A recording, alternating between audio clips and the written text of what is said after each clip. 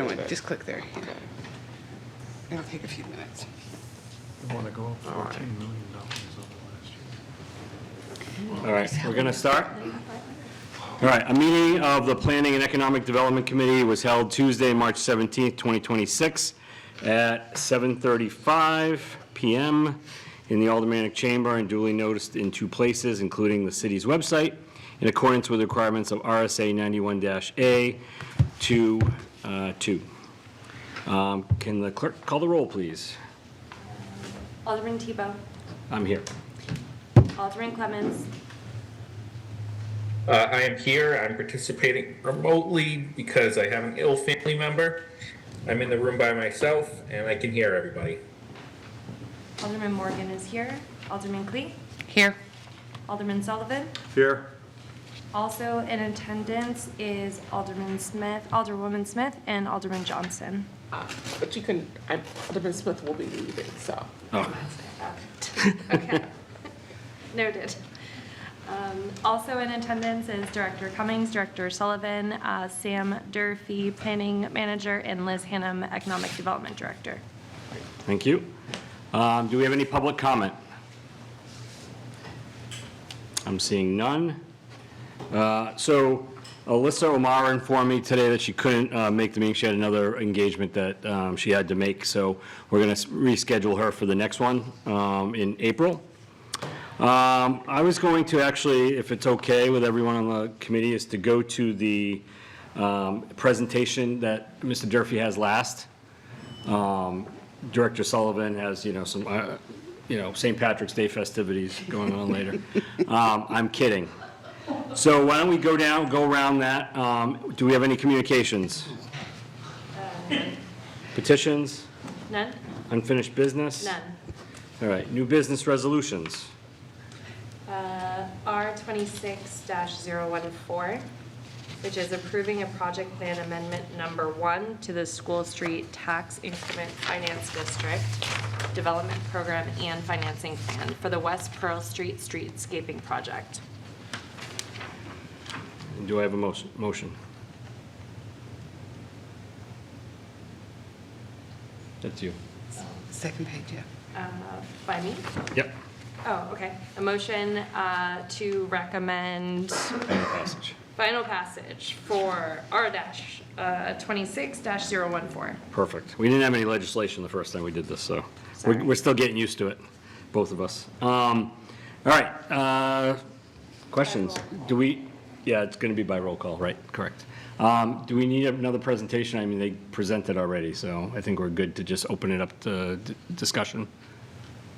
Alderman Clee. Thank you. I kind of made it slightly clear that I'm not always in favor of TIFs and so on, but I am in favor of this, as I think that it follows the entire path and the plan from the master plan. What we're doing it backwards, it makes sense because of the economic gain from this. The only question that I have, and I don't know if Director Sullivan or Director Cummings can answer this question, do these TIFs, any of the TIFs that we have, do they have a sunset date on them? Or I know there's a process we can go through to end the TIFs. These are not forever, but is there an automatic sunset date that we have to renew, or is it just until we decide to kill? If I may, Mr. Chairman. Yes. Yes, Tim Cummings, Director of Administrative Services.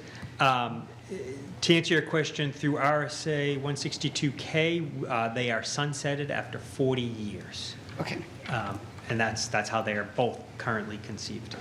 Okay, and may I? Yeah. Thank you. When we first started talking about the West Street Pearl, the streetscaping and so on, and the dollar amounts kind of came in, and we talked to Mr. Hudson, I think, at that time, and said, can we cut this and can we cut that? I kind of want to get back to that conversation. The whole thing about this streetscaping is not just to make it look pretty, but it's also to be able to redirect the traffic, if I'm not mistaken here, so that when coming from the Veterans Parkway and so on, it brings you to downtown much faster, rather than having to go all the way around the Walnut Square and have to go out towards High Street and so on. So this also brings people right to the Elm Street parking garage, where before there was no access to it unless you went back up onto Main Street and came back down. So this is a beneficial, if we can use the TIF monies to be able to at least pay for part of this or all of it or whatever portion of it, I'm really very much so in favor of it, because this is going to have a big impact on that area. And I think it's something that's extremely important. And I do remember looking at the design and so on, and the price ticket with it and so on. And I think that's when myself and others brought up the fact that, can we use some of the TIF funding? Because that's kind of what the idea of that TIF fund, that's why we kind of brought it forward towards where the National Center for the Arts was to kind of help benefit that, whether it be for lighting, whether it be for turning the traffic around. And I believe that we've gotten money for that, part of that Walnut Street circle and so on. So this just kind of helps. One of the complaints we get from the Veterans Parkway is that kind of dumps you into the abyss. This actually kind of completes that, and I think this is extraordinarily important. So I'm going to be supporting this, and I hope others will too. Thank you. Alderman Clemmons? Thank you, Mr. Chair. I have a question through you to Director Cummings. Okay. Is the money that we are currently using from that TIF to pay the bond for the Performing Arts Center going to remain? Director Cummings? Yes, so if I could, Tim Cummings, Director of Administrative Services. So to be clear, we have a bond for not just the Performing Arts Center, but also for our parking structure underneath the School Street lofts, if you will. So we issued bonds for both of those projects, utilizing the School Street TIF. Those will remain, and those expenses can be accommodated, and then anything that we were to do new would be that additional revenue that we're collecting that is accruing within the School Street TIF. Thank you. Alderman Clemmons, is there Thank a you. follow-up?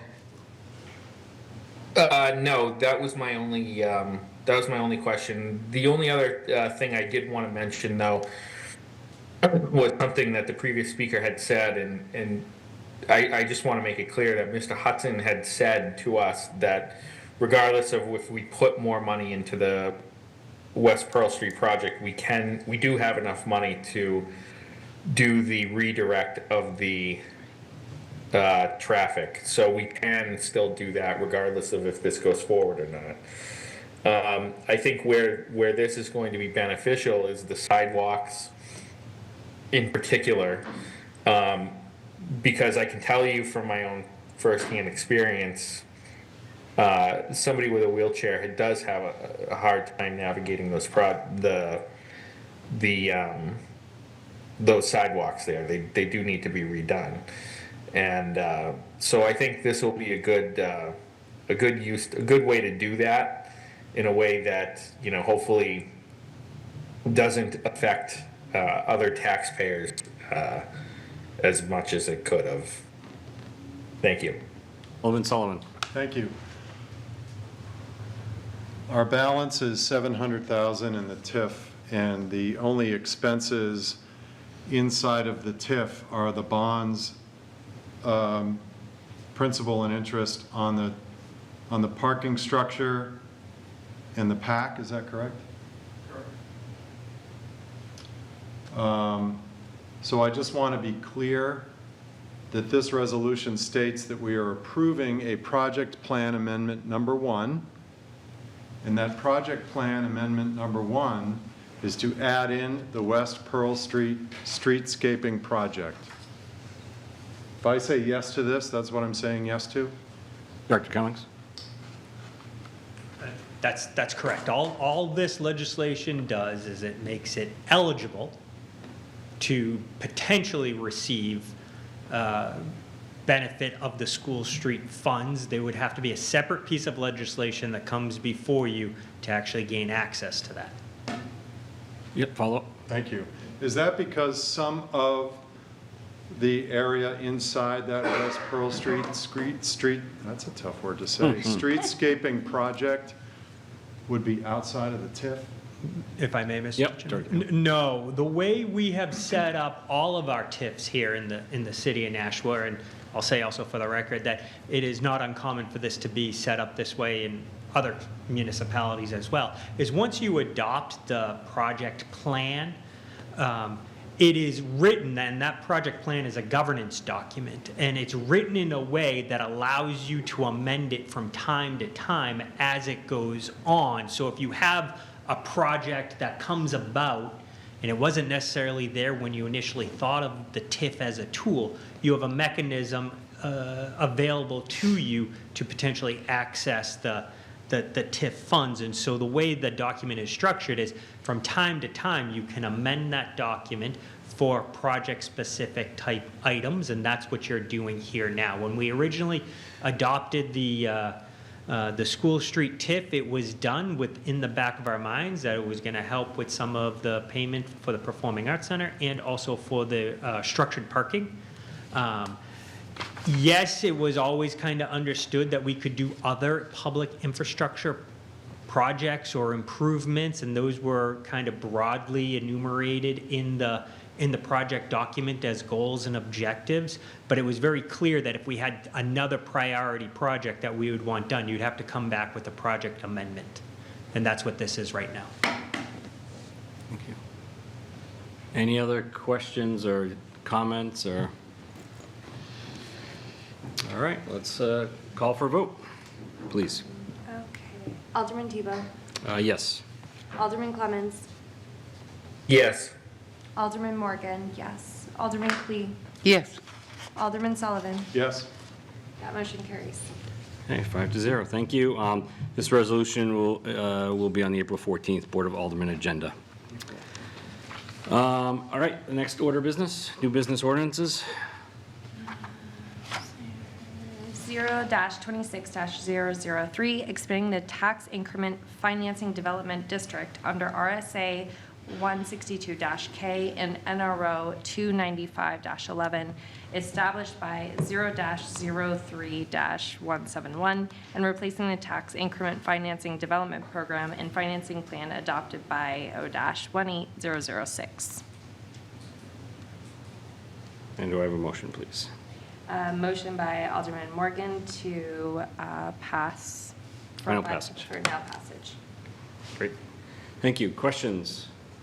Alderman Sullivan. I actually have several, but I'll Okay. do a few and then give other people a bite at the apple. So just in the fiscal note, I had a question here. This legislation sets out the governance process necessary to capture the future tax increment within the district, which we do not know, but could be over $250,000 to $2.2 million based on a 5-year timeline. The question that I had here is, would this really be worth it for anything less than $1 million? Because there's a wide range of could-bes. So that's my main question. Director Why Hale? do this if it's going to be less than $1 million? I don't know if you want to address that, I guess, it sounds Sure. like. Okay. Liz Hannum, Economic Development Director. So that is an over 5-year period, but every year that dollar amount increases. And so usually the first few years of a TIF establishment, you can't really do much of anything because the increment is so small. But it builds up over time. So the earlier we can do it, and especially before the development happens in that area, the better. And I would say too that eventually that increment would get to over $1 million, even if it takes us 4 or 5 years to get there.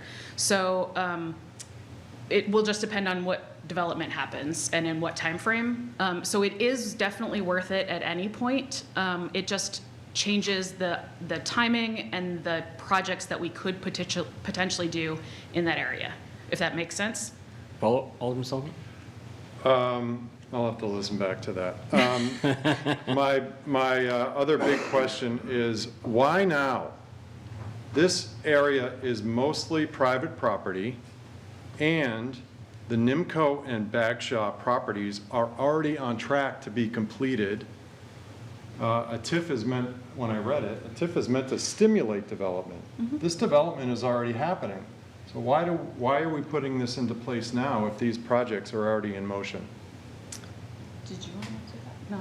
No. I'll take it. So the projects are already in motion, but they were based off of the development work that we've been doing in the Quadrant 2 area. So that was a big conversation with the developers saying, we see you investing in this other area, and so we are going to go right next door. And as we expand further into that area, their properties will increase in value as well. And so that will just spur potentially more development on the neighboring areas as well. So the spurring of development doesn't necessarily have to happen just in the district. It can happen in neighboring areas as well. Does that make sense? So Lofts 34 was inside the existing TIF districts. And so we see that development happened. And that's one of the reasons why that LMG, who is purchasing the property at Nimco, was interested in starting a development project. So it was the TIF expansion done in 2018 then spurred the development that's happening now. And so if we put this in place right now, we can spur development in lots of other areas, but we can also be ready for potentially private developers who are developing the area to do some public improvements as well and get more return on our investment there. Yeah, Alderman Sullivan. In the document, you outlined the properties and the future tax revenue that could have been realized, and I just want to clarify this, that once Nimco, so right now Nimco and the Bagshaw properties, the money that's generated from that property goes into the general fund. Mm-hmm. Once those properties are built out and this TIF is extended into that area, then that tax revenue from those properties that are now built out and developed will then fall into the TIF, not into the general fund. There'll be both. So what is being generated right now and going into the general fund will continue to go into the general fund. How much is that? I believe we estimated it at about 800,000 is what we anticipate the future tax revenue for the general fund for this area. Is that right? Can you? I'm just going to confirm the number. Yeah, sorry.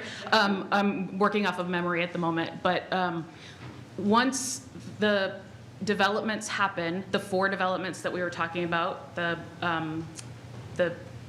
Nimco, Bagshaw, and the 2 properties, the police training facility and the parking lot, once those are all built out, that 800,000 is still going to come to the general fund, and whatever increment that's generated would go into this this fund specifically to be spent in the district.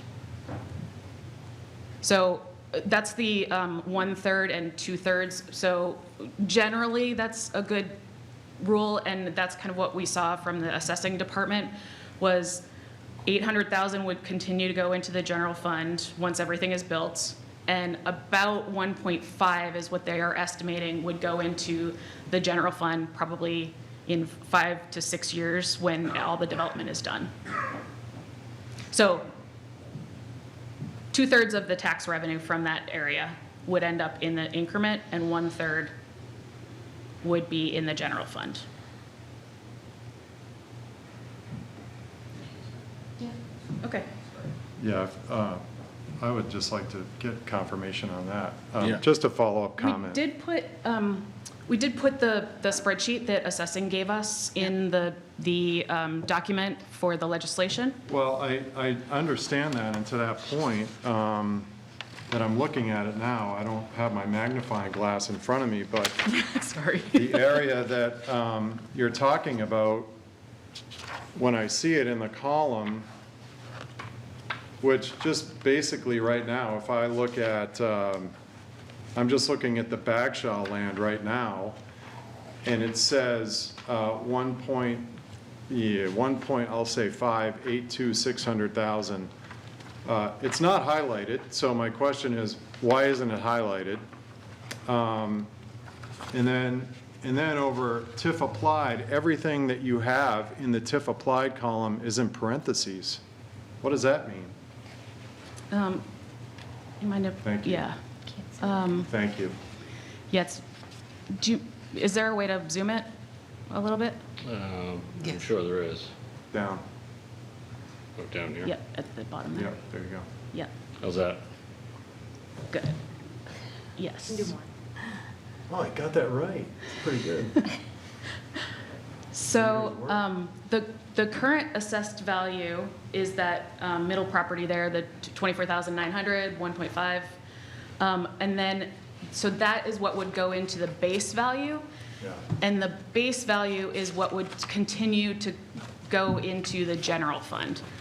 So the 1.5 million times whatever the current year's rate of tax would be. So this year, I believe it's $16, something like that. 1683. Yep. That amount would continue to go into the general fund.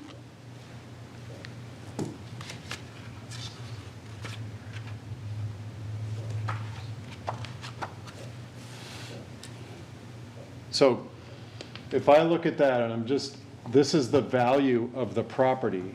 When you say the value of the property, is that the value of the property or is that the amount of tax That that is- they pay? That is the assessed value of the property. Okay. If you scroll to the right a little bit, I think we might be able to, I'm estimating it should be 26,635 that would go into the general fund, because if you take that and then you divide it by 1,000 and then you multiply it by 1683, that's how much they pay.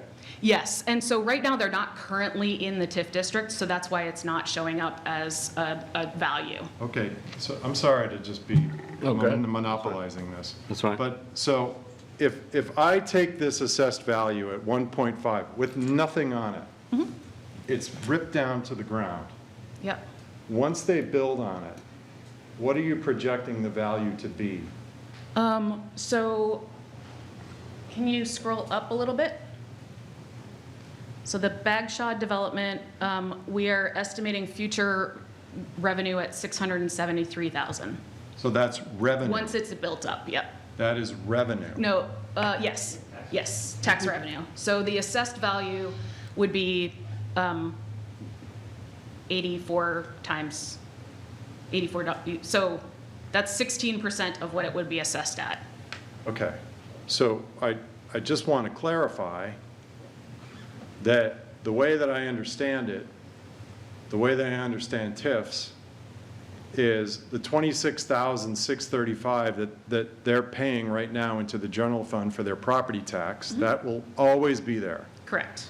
However, once they build on it, it will be an incremental $673,200 in additional property tax. No, so that is that's the future revenue total. So the 26,000 that was going into the general fund would continue to go into the general fund, and then the 600 and change would go into the increment. Over what time period? Every year? Every year, it would be assessed, or whenever it's assessed, the tax rate would be applied that year, very similar. So it's essentially, we are doing exactly what we do with every other property, is we're assessing them and taxing them at a certain rate, and then the increment would then go It's after we've done all of the work of figuring out the tax rate or the revenue. I'll take a break if anyone else has any other questions. Alderman Clee?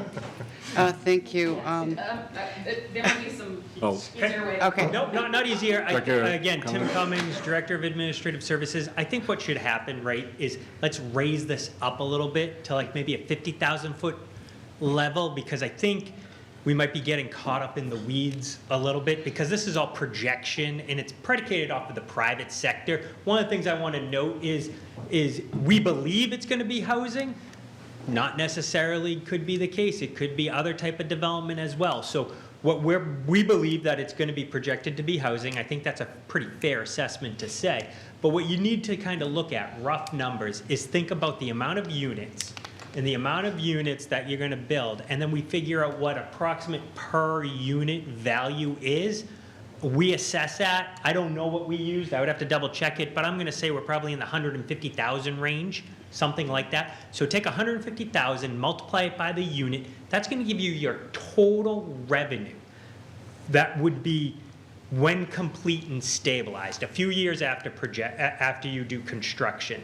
Now, what Director Hannum is talking about, and we'll use that 675,000 figure for Bagshaw, is the base is in that 675. So take 25,000 out of it. That would be the general fund allotment, if you will. And then that would leave approximately $650,000 year over year as the increment that would get captured, and that would go into the TIF.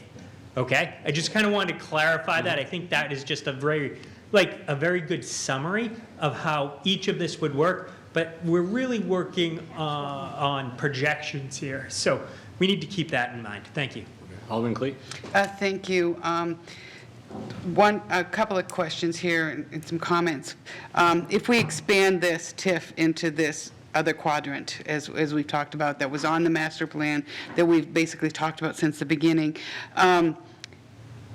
can the monies from this quadrant be used through the entire TIF? It's not just like, it can only be used there, correct? Correct. So we have that parking lot that we've been talking about that needs lighting and so on and so forth. So this money can be used there, or it can be used to aid the overgrowth perhaps along the riverfront by Jackson Falls and so on. It doesn't matter where within that TIF, it doesn't have to stay within that quadrant, is that correct? That's correct, yes. So anywhere within the contiguous TIF district, the money can be used for maintenance, capital projects, or programming.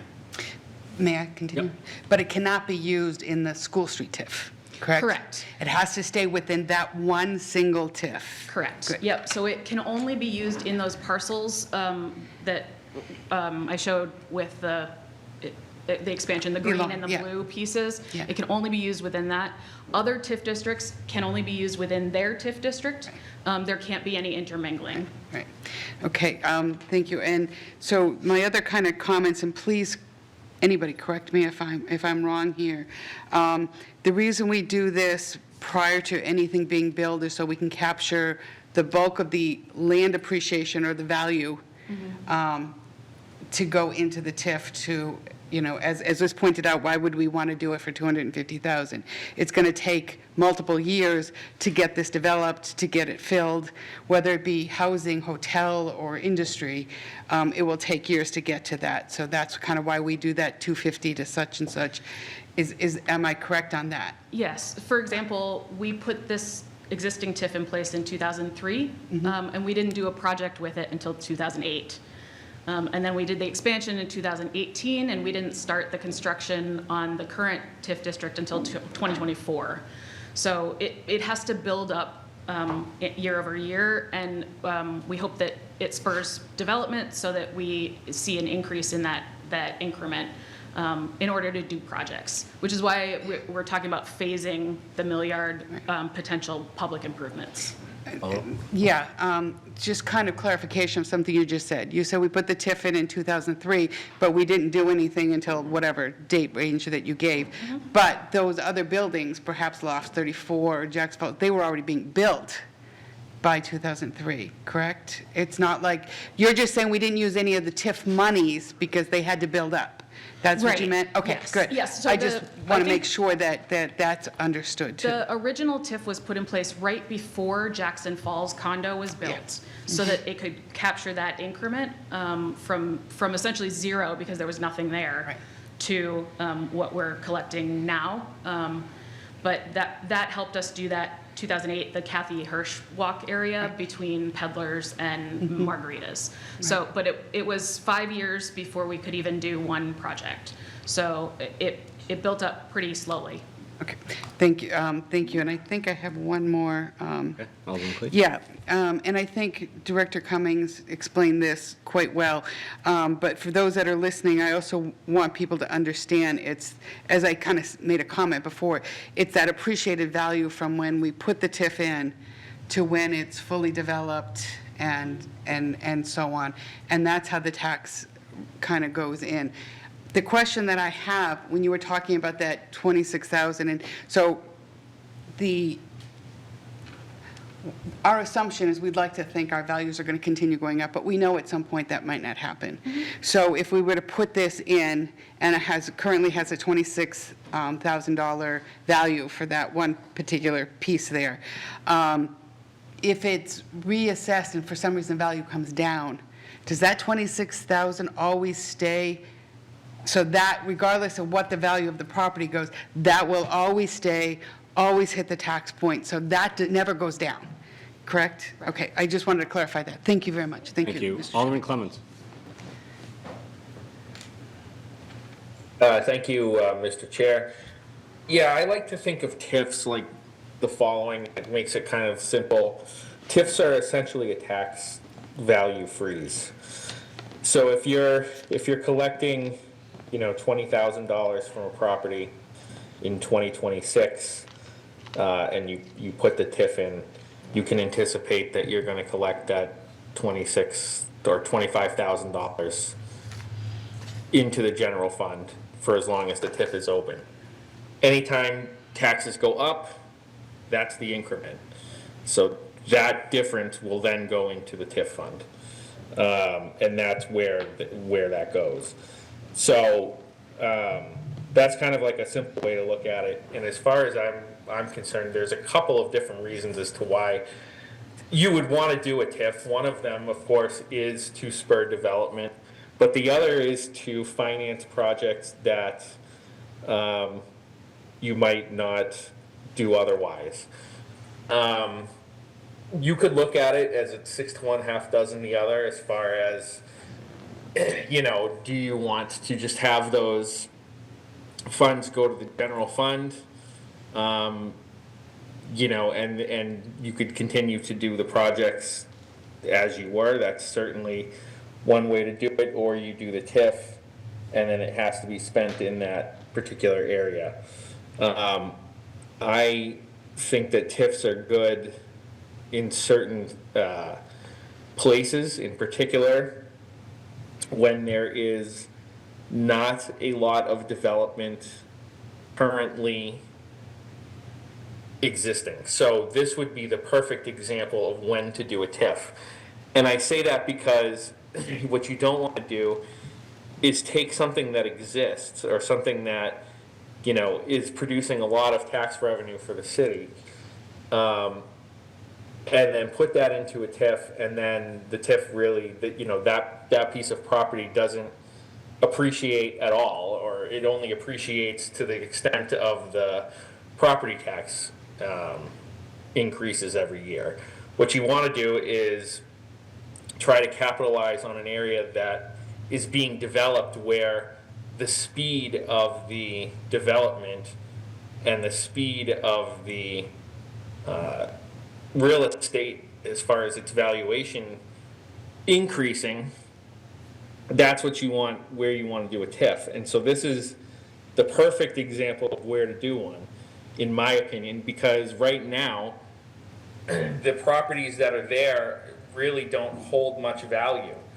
And I think that when everything gets developed over there, that's going to lead to a significant increase in value, which will then lead to a significant increase in the amount of funds that are available to use to do many projects within that district. So for all those reasons, I'm going to support this because I think it's doing a TIF the right way, and I certainly agree with the approach.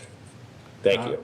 Thank you. I'm just going to put a couple comments too, and then I'll go to make sure nobody else in the committee that hasn't gone yet can go, and then I'll open it up to you, Alderman Johnson. So, and I'm sure Alderman Johnson will probably actually talk a little bit about what I'm going to talk about. So I know a few years back, before COVID, that whole area was kind of designed to be more of a tech base, and that's where it was going. COVID hit, and it kind of changed the world of what was actually being that people wanted, right? They no longer wanted to do that. Everybody can work at home. You can live in California, work in New Hampshire, vice versa. It's a different world. So it turned into housing, and more than that. And I'd like to see if we could get some multi-use. That would be great, because then, you know, we have a little bit of both down there. But it's what the market asks for, right? If the market doesn't ask for multi-use, we're not going to get multi-use. But my concern is we need housing, especially affordable housing.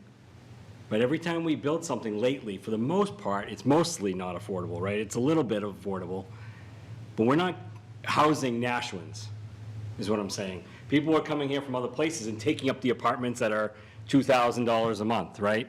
So it's not like we're building all these things and Nashwins are moving in. It seems like people from other places are moving in.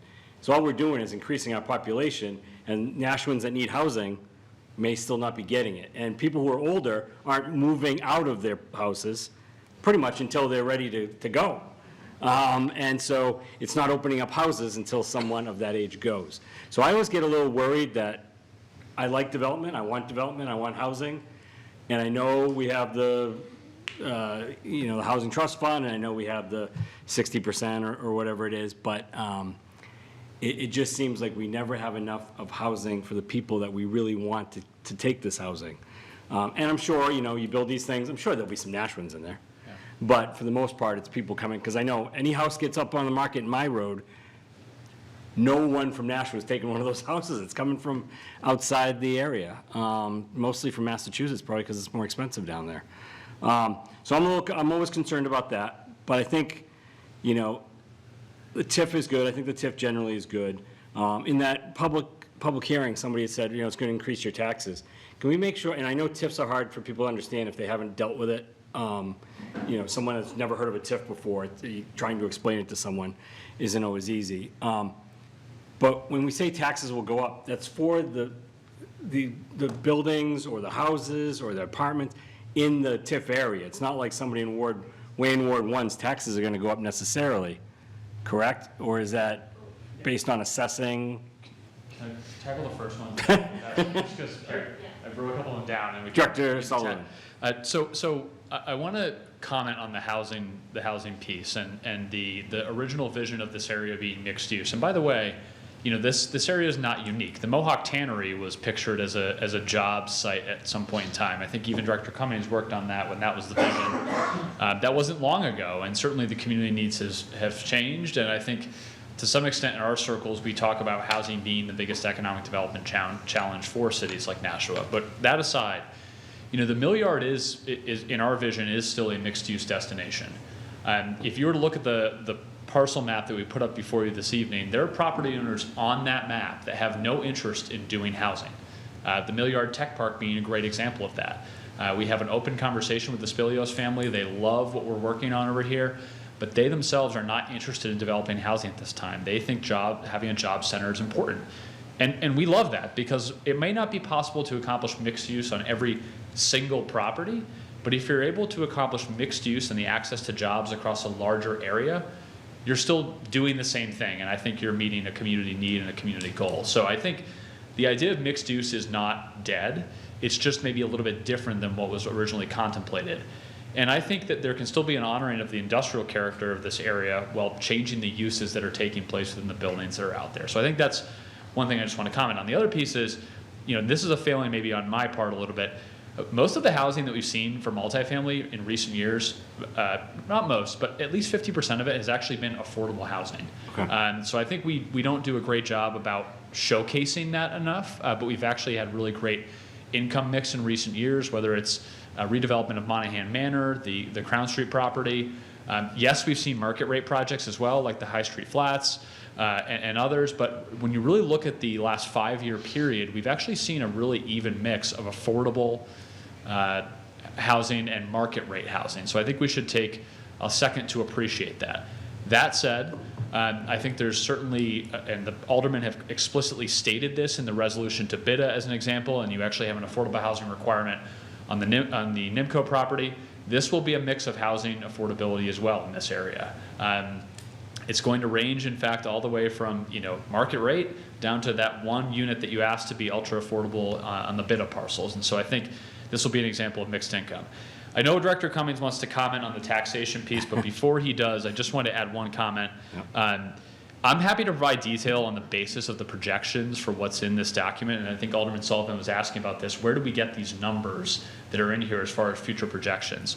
We have information to back that up that I think might be helpful. We made some assumptions about what would happen on the properties where we see immediate opportunity for redevelopment. I want to be clear, we focused on immediate opportunity for redevelopment, NIMCO, Bagshaw, BIDA parcels. It is possible there will be larger scale redevelopment in the Mill Yard district, whether that's properties owned sort of in the core of the Mill Yard or some of the properties adjacent to. So I want to be clear, the increased revenues projected here are based on a very conservative estimate of where redevelopment is going to happen and how it's going to happen. So I just want to put that out there. And that leads me to my final point. The question about, is it worth it to start doing this now? The answer is yes. And the reason for that is we know we're not going to be able to bond a $10 million improvement in this area tomorrow. To your point, Alderman Sullivan, we're not going to be collecting that amount of revenue. What it does do, however, though, as the revenue begins to come in, is it puts us in a place where we can have monies available to do design work for what these public improvements might look like in the future.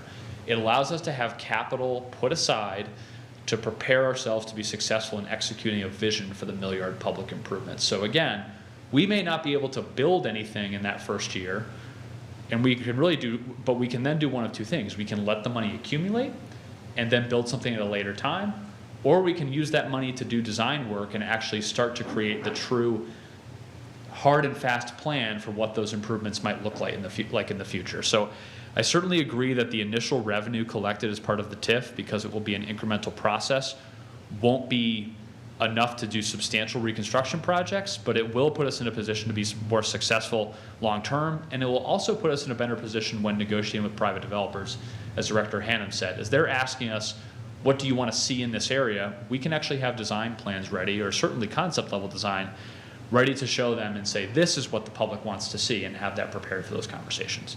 I'll pass it to Director Cummings to address the others. Again, Tim Cummings, Director of Administrative Services. Just to kind of go back to the point that was made a little while back about, and I'm not exactly sure how it was phrased, but something like we would see an increase in taxes. So I just want to be really clear. You're not going to see increases in taxes in the sense that this area will get taxed more as an additional tax. That is often referred to as a betterment or a special tax assessment in a special taxing district. That is, you have your property tax and then you levy an additional tax on top of it. That's not what this is. This is tax increment financing. So no matter whether you're building something on Amherst Street or in the DW or wherever it may be within the city, you're going to get taxed a certain dollar amount. And that's all it's going to be. And all we're talking about is within that dollar amount, capturing some of it.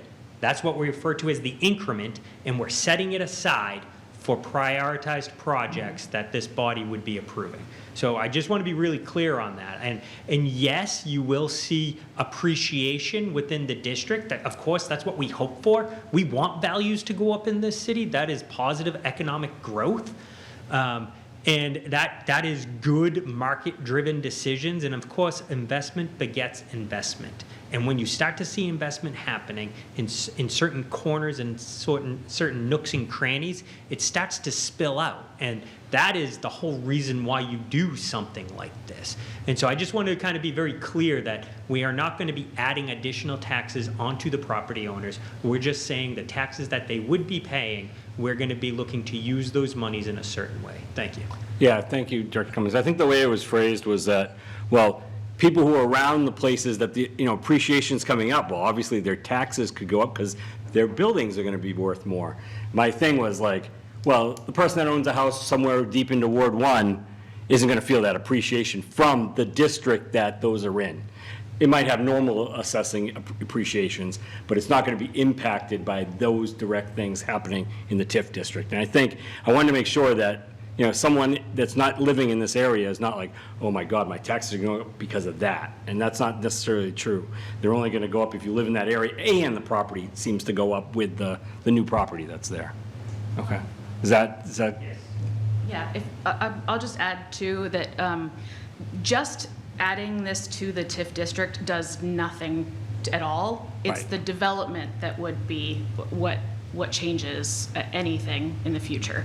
So if there's no development for 5 years in that area, then nothing changes, right? So, and we don't do any public improvements and there are no developments. So I just want to be aware, there is no increase just from adding it to the district. Thank you.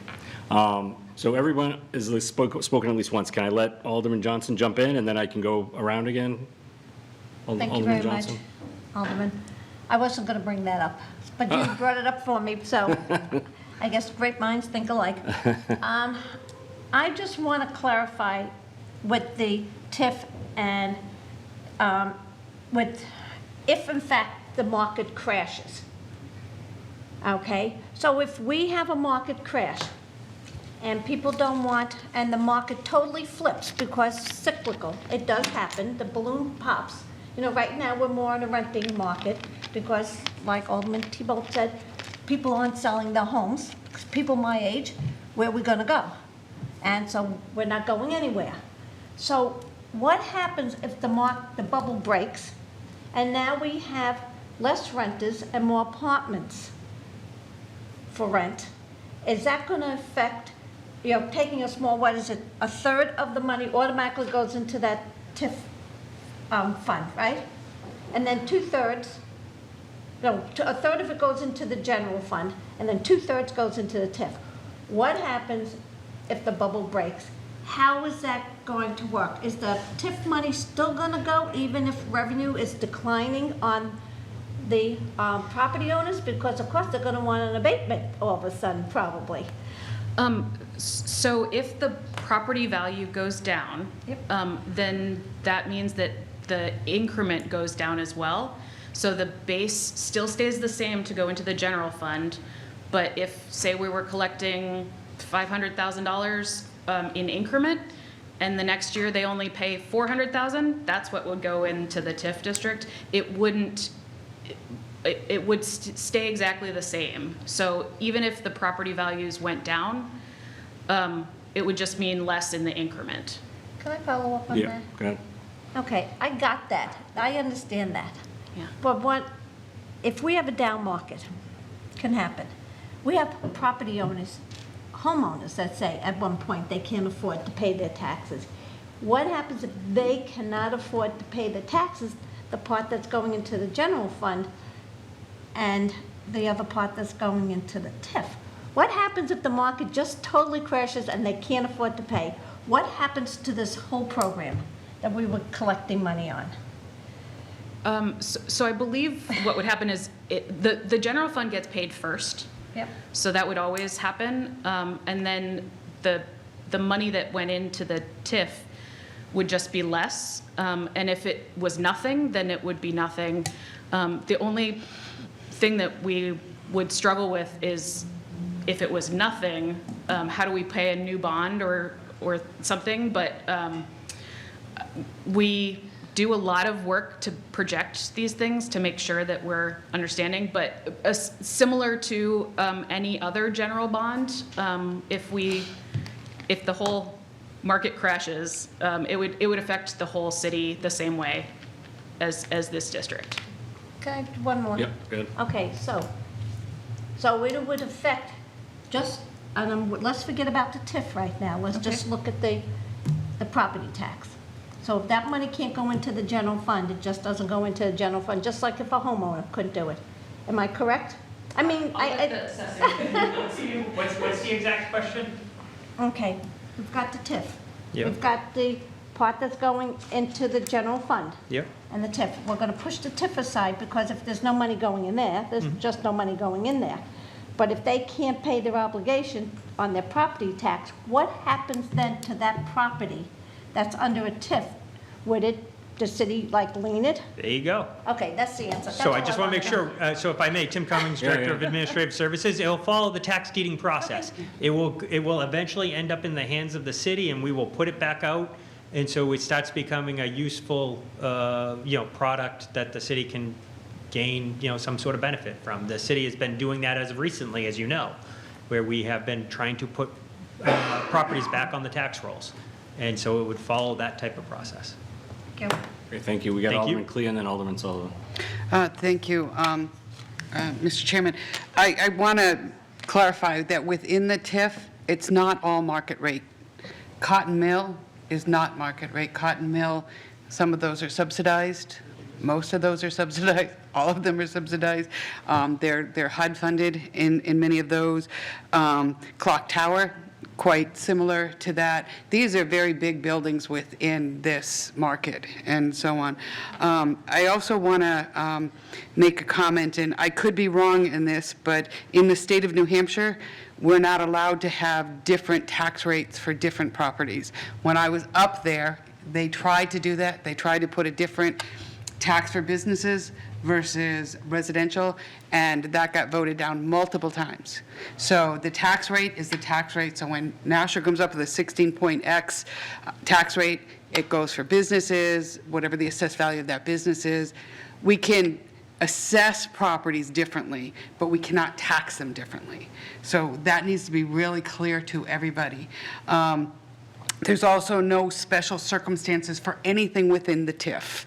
And I think that was the point that was trying to be asked, are they treated differently? No, a property is a property no matter what. You default on it, the city will deed it, and so on. And I also want to make a comment to something that you said, Mr. Chairman.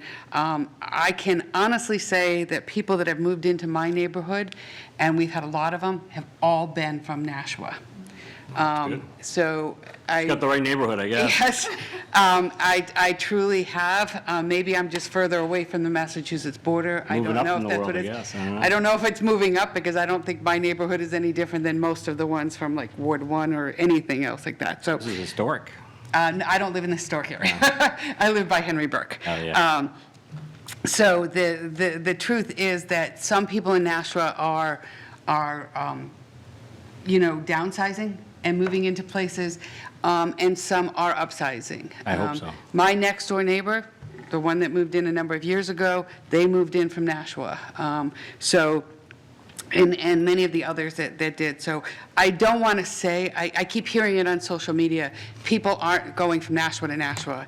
That isn't true. People are going from Nashua to Nashua, and sometimes it's just a different type of property. This was the right properties for these particular people, so I don't want to send that message out there. And I also want to comment about businesses. I've talked to a number of businesses, both within my ward and outside of my ward, and the biggest complaint I get is that there's not enough affordable housing. And when I let them know about places like Cotton Mill, Clock Tower, and things like that are very nice, that are within the downtown area, very pleasant to live in, so on, they do get a little excited about it, but it's still, what's affordable for Nashua is not always affordable for the average person. Our economic development director can speak to that. When she first came here, she couldn't move to Nashua because she could not afford it. We just weren't paying her enough. But the truth is, she finally did get in here. She made it work and so on, but she couldn't either. So I agree that Nashua is very expensive to live in, and we will get to this eventually on Thursday and so on, but part of our increased tax rate is the amount of exemptions and credits that we give as well. So we need to take all of that into consideration. And that's a big one, and I will make that discussion on Thursday, but it all rolls into it. And to be very honest with you, Mr. Chairman, I just wrote a document today, and I was going to share it with assessing, talking about tax credits and exemptions, completely listing it all out, including tax deferrals and so on for my constituents. And I think I'm going to ask the president if I may share that with the Board of Aldermen at the next Board of Aldermen meeting. So thank you. Thank you. I would love to see that. I don't know if it's assessing or economic development to see how many people move in Nashua to Nashua or somewhere else from Nashua. I'd love that stat. If anyone could ever find that out for me, I would, you got it? I would be curious to see it, just because maybe it's 50-50, I don't know. But in my area, it doesn't feel like it. Alderman Sullivan. Thank you. I have a theory, and maybe I'm wrong, when it comes to this TIF specifically and what is going to go in there. I understand that maybe Bagshaw isn't planned out. NIMCO is. It's going to be housing. We've seen the plan. We know what the deal is. The way that it was explained to me is that you get the baseline of the taxes for that land. Once it's developed, the increment of the value is thus taxed, and then it goes into the TIF. It doesn't go into the general fund. Here's the crux of my problem, especially when it comes to TIFs, and especially when it comes to this TIF and where it wants to expand. These are going to be houses. People will live in the houses. Those people will need city services. They will need police. They will need fire. They will need schools. The property tax that they are going to pay does not go into the general fund to pay for police, fire, and teachers. It goes to pay bonds for projects that I don't see anything specified here, and that's my concern. We're going to have people move into the TIF, into these great new apartments. They're going to need city services, but the money that they pay in to support it isn't going into the general fund. That's where those people are paid. So if I'm wrong about that, please tell me. And because I just did some quick math, that if I took the incremental tax on just that Bagshaw property that Director Cummings had mentioned, $650,000, I didn't even take the 40 years. If I took it at 25 years, that's over $16 million that doesn't go into the general fund, it goes into the TIF. And just one last comment on this. If we did nothing, this NIMCO, the NIMCO plan would go forward. I think the Bagshaw plan would go forward. I know most of those buildings over there are already occupied with businesses.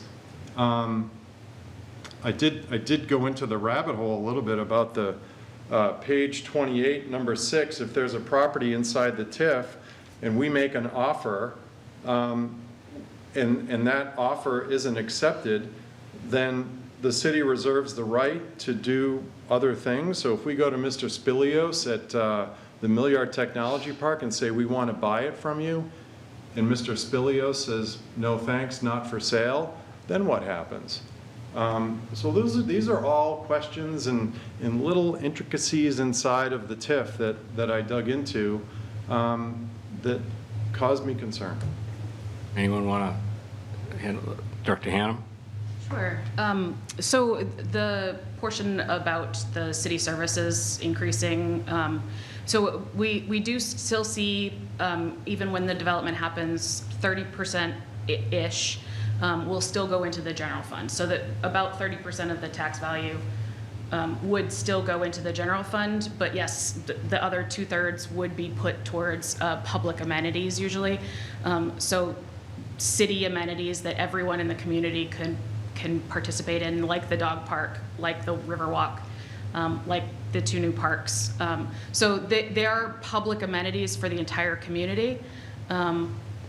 So that is what the justification, because these kinds of projects don't usually rise to the level of, over the priority level of things like a new library or snowplows, things like that. So this is really our only tool to direct development in certain districts. And that helps us shape what they look like versus just leaving it up to the market. What about his last comment related to If we did nothing. nothing, you're right. Yeah, if we did nothing, likely I would say NIMCO is going to go forward. I would say probably Bagshaw too. I'm not sure about the Bidda properties, the parking lot and we would not be investing in the public infrastructure at all, because that wouldn't be a priority over all the other projects that we have in the city. So we would leave it up to the market to decide what happened there. What about his question where the Spilios, if we wanted to buy it and he said no, what would happen? Well, the only other, very similar to any other place in the city, if we really needed it, we would do a taking.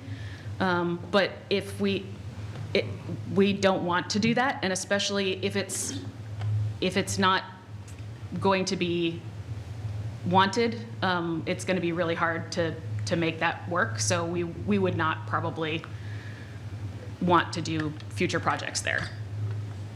The thing I hear from that is probably, maybe, Yeah, that's fair. those things make me a little nervous. Yeah, I'm so sorry to say.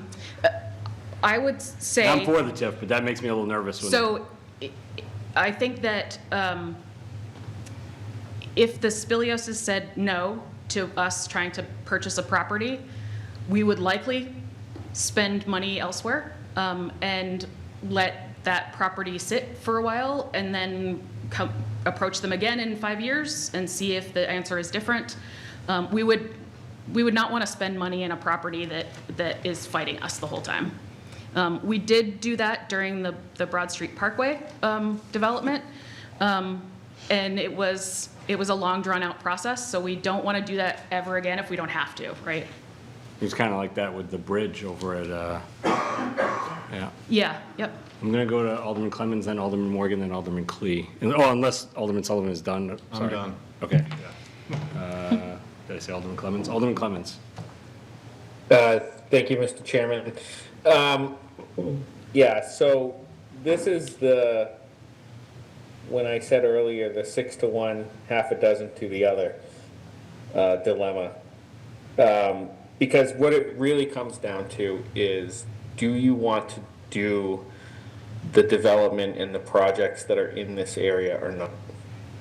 And that's really what you need to think about. Like, are they a priority? Because if they are a priority to you, then you should probably support this, because what it's going to do is it's going to direct the funds towards these projects, like the dog park, probably the bridge over the river on the other side of the TIF district, some other master planning and things like that. But you could argue it either way, that you could do these projects regardless. Whether the money went in directly into the general fund, you could still do these projects, or if they were to be directed like they are planned to be in this TIF, you could still do them as well. The advantage to the TIF is that it makes it a priority. It makes it so that you have this set of funds that you can put aside, and you can try to create a plan, a master plan that then sets a guideline to follow to then develop this. And so I think, my opinion, that I'm for the dog park. We need to figure out a way to fund it. I'm for the new bridge over the river on the other side of the TIF district that we're talking about. We need a way to fund it. Some of the other developments, like the lighting in the parking lot, We need to finish the Riverwalk on this side, maybe create a connection up to the Veteran Parkway. So, I think there's a lot of things that need to be done. And in my opinion, this is the best way to do it. Certainly, I think that the argument of, well, we're building housing and these folks that are going to live there, are going to need services. I agree with that. I think that is a consideration. However, hopefully, we have other areas in the city that we are going to, focus on development, and that money will go into the general fund, and hopefully that will fund the infrastructure that we need for, schools and fire and police and that sort of thing. So, again, I'm going to support the TIF. Those are just some of my thoughts. Thanks. Thank you. Alderman Morgan. Thank you. I wanted to make a couple of comments and one correction. So my comment around eminent domain is this property would be no different than any other property in the city. Eminent domain is always at the point of last resort, and even if that, sometimes you just walk away. It's not a fight that somebody wants to have. And I know how passionate everyone here is and would definitely rally to fight that if need be. I would trust in my elected officials to do so. I did want to make a quick correction on the TIF funds being used to build the dog park. In 2019, when I started the Animal and Dog Park Advisory Committee with the intention to establish and build a downtown dog park, I made it crystal clear to the board then, and every single time anyone asked since, we are not using public taxpayer dollars to build the dog park. And we never will. I will absolutely not support that. However, the property developer that is coming into Nimco and Bagshaw has agreed to pay for the dog park. Now, does that mean that TIF funds could be used for ongoing maintenance, or if a fence, I don't know, a giant tree falls down or a bear runs through a moose, I don't know, pick something crazy. Sure. But that would be just the same as any other park in the city that needs some maintenance or repair. And then I don't know if this is doable, but I did just want to make a motion, if I could, to move to vote. Doable. And I think it's a non-speaking, right? Yeah. It's non-debatable. Non-debatable. All right, so she wants to move the question. So let's vote on that. Call the roll, please. Alderman Tebow. Yes. Alderman Clemmons. No. Alderman Morgan, yes. Alderman Clee No. and Alderman Sullivan. Yes. That's so moved. All right, let's, now we're voting on the actual motion for final passage, so call the roll on that one, I guess. Alderman Tebow. Yes. Alderman Clemmons. Yeah. Alderman Morgan, yes. Alderman Clee. Yes. Alderman Sullivan. No. That motion carries. 4-1, and that will be looking for final passage on the April 14th of the Board of Aldermen. Thank you for that. Now we can go back to the presentation by Manager Durfee. Sorry that your boss kept you up here. Come on up.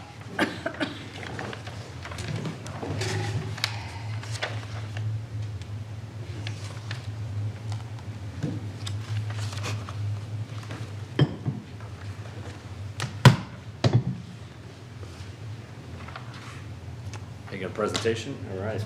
Yes, sir. It is the only one on there.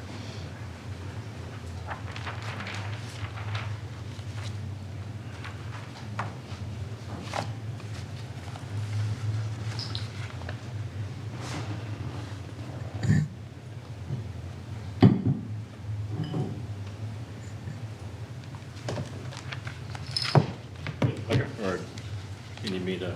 I do need the clicker, actually, yes. Does Alderman Sullivan still have, Director Sullivan still have it? Oh, yes. He's taking it home with him.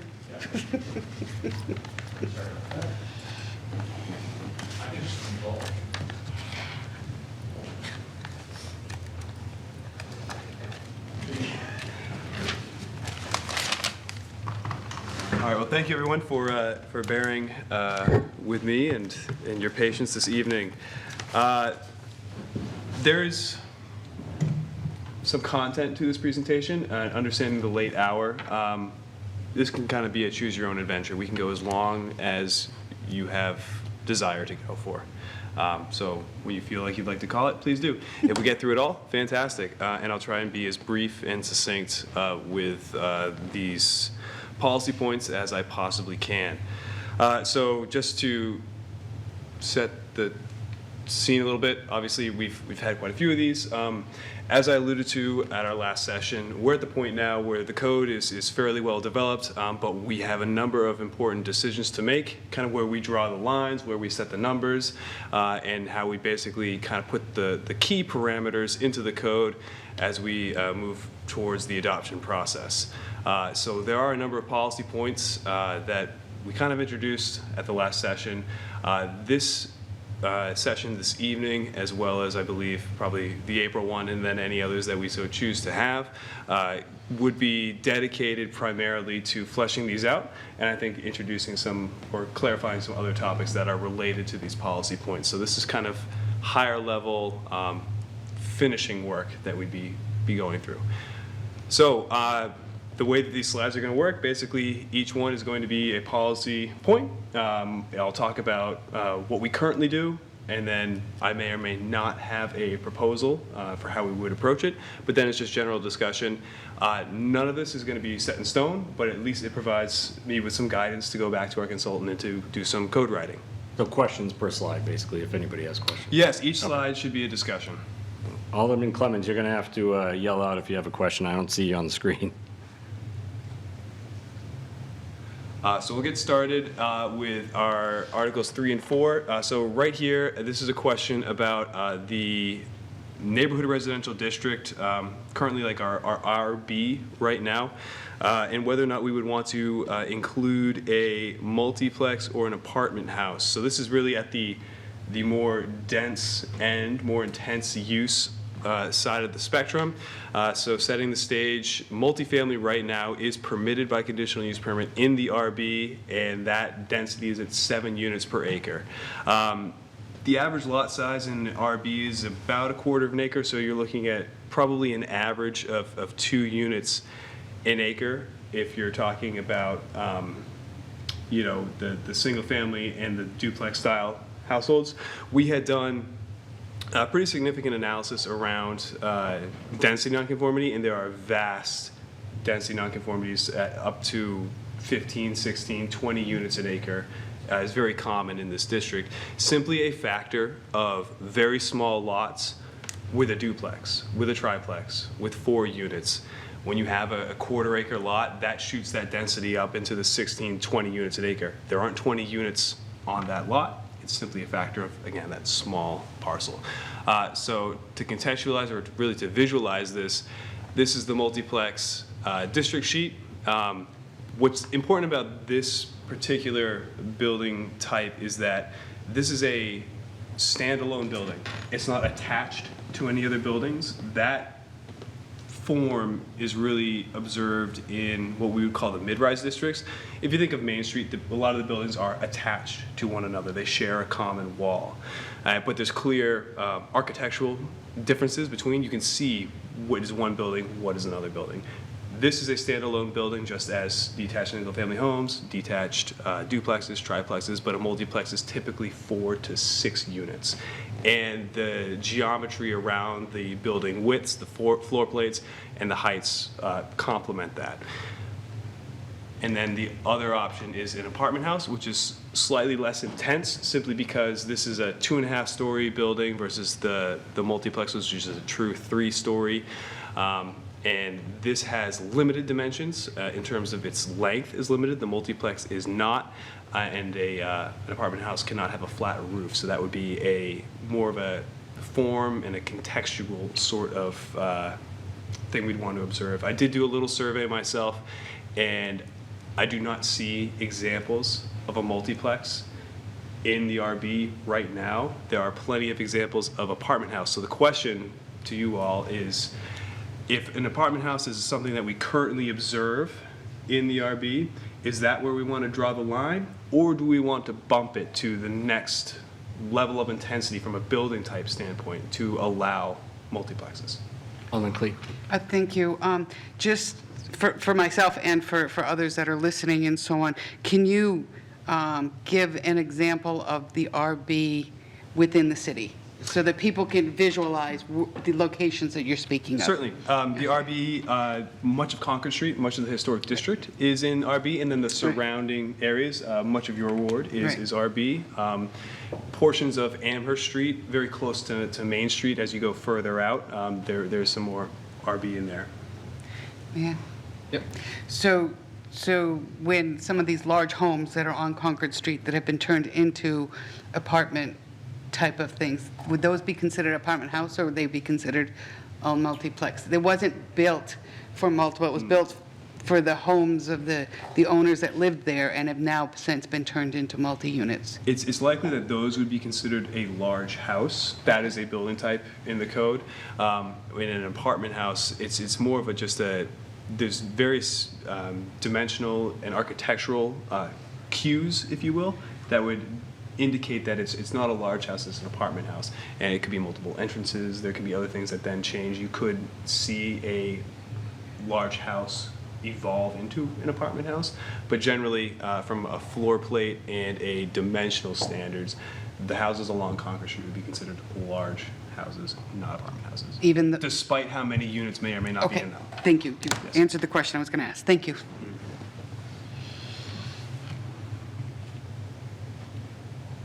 Is that the only thing related to these? That's the question on this. Do we draw the line at multiplex? Do we draw it at apartment house? Anybody else have any opinions or thoughts on this? I do have one more. All right, go ahead. Thank you. So keeping in mind that this area is the areas that you mentioned, the Main Street and the Concord Street being very different styles, would something like a multiplex fit in within that, I'm going to say Concord Street. I can see it fitting in within the Main Street area. That would make a lot of sense and so on, because it's extremely more dense type of area. But when you're thinking about Concord Street, I mean, when I look at Concord Street by what we call the wedgies, which is where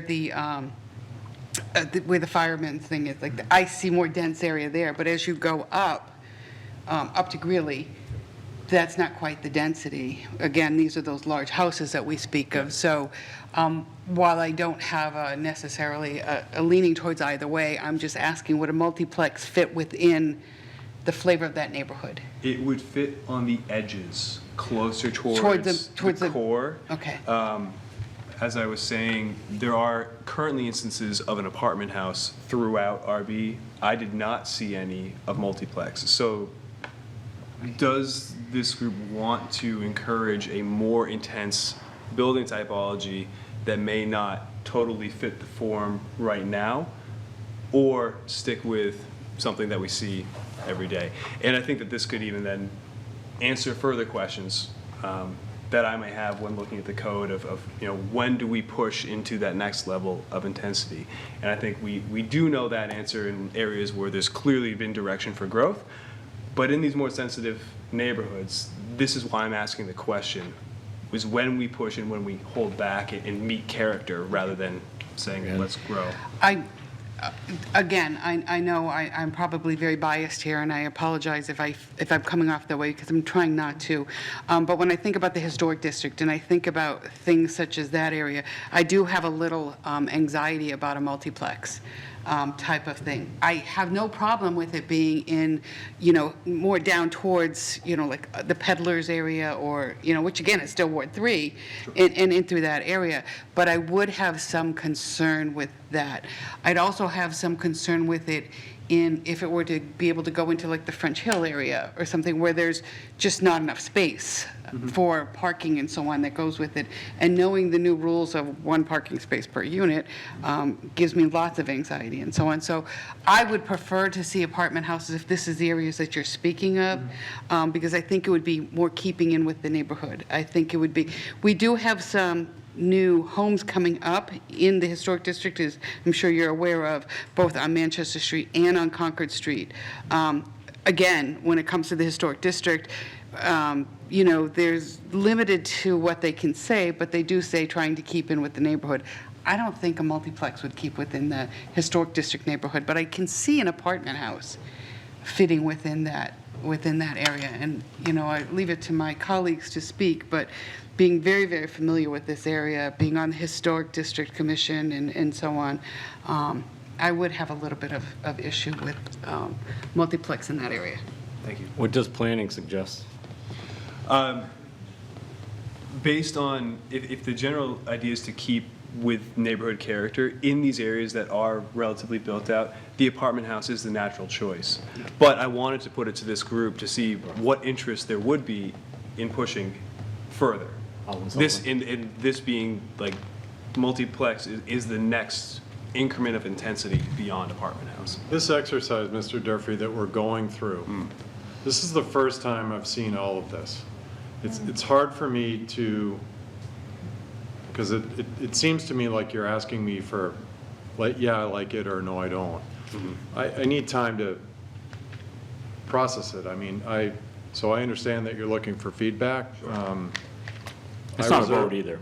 What's that? It's not a vote, so I think No. you're going to give us time to, Oh, certainly. we don't have to give it tonight, right? Oh, yeah. Because it sounded like it was like a question that you were looking, because I wanted to reserve the right to not have an opinion on it. I'm looking for general feedback. Okay. I'm just taking it in. Thank you. Alderman Johnson, then Alderman Morgan. Thank you.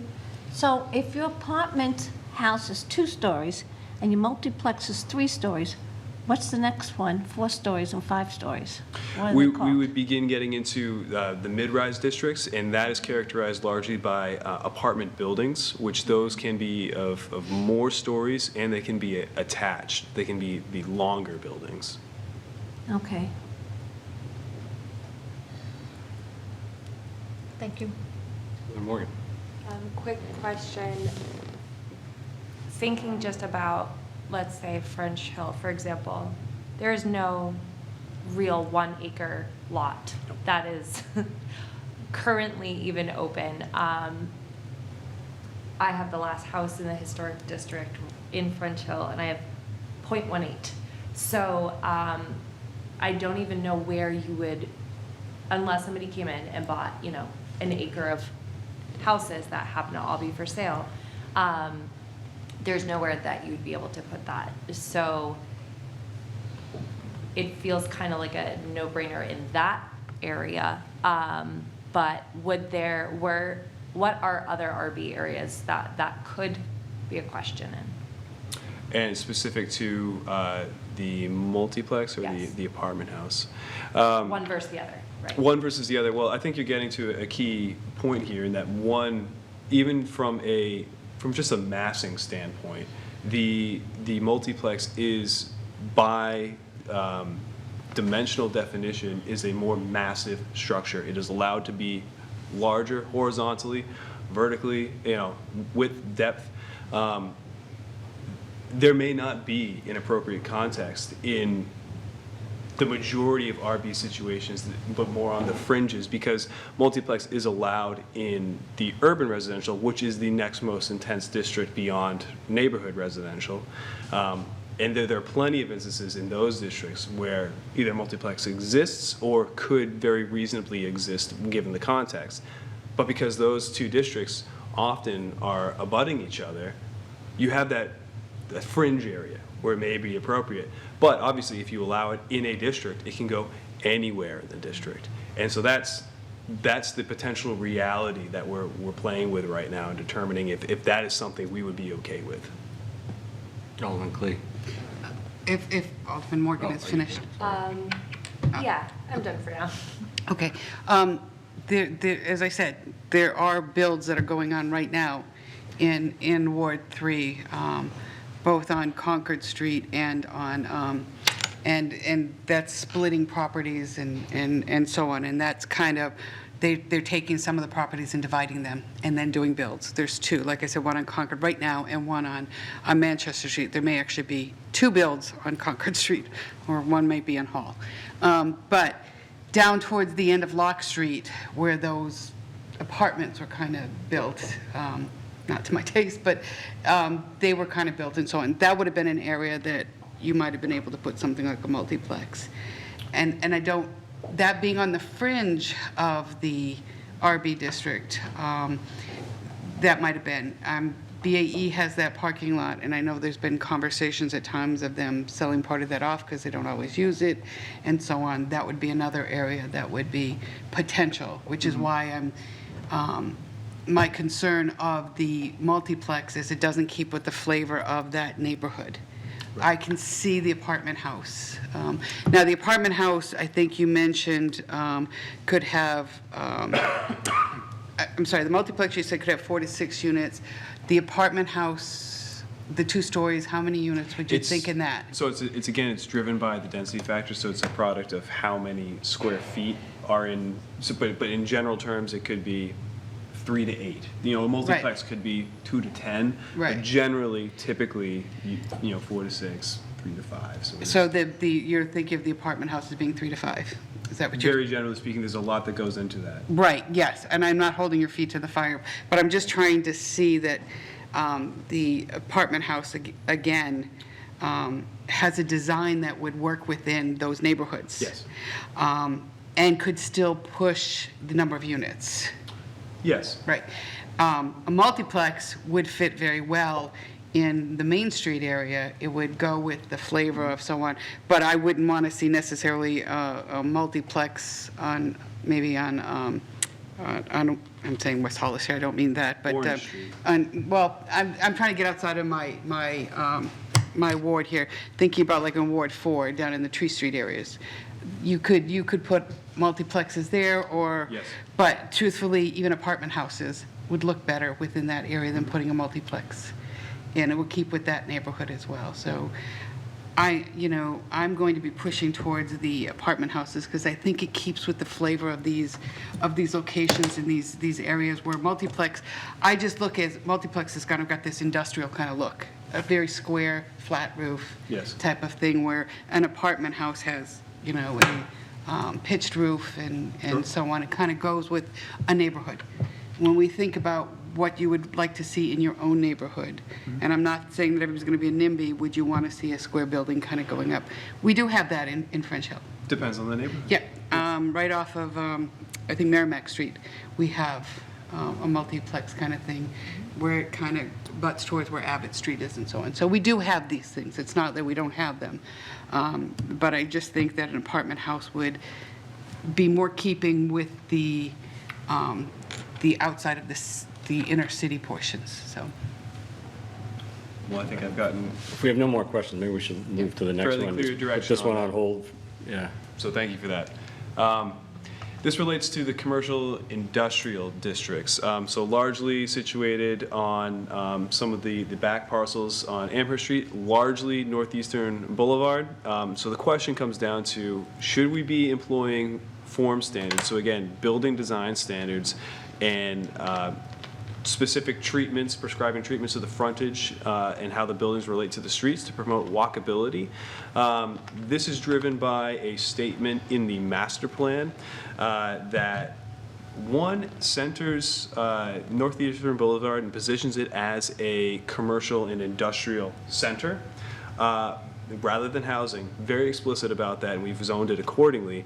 But it does also say, and again, this is coming from the master plan, that bicycle and pedestrian connections should be established between that district and the surrounding neighborhoods to allow easier access without a car to the district for people who may work within the district who live in those abutting neighborhoods.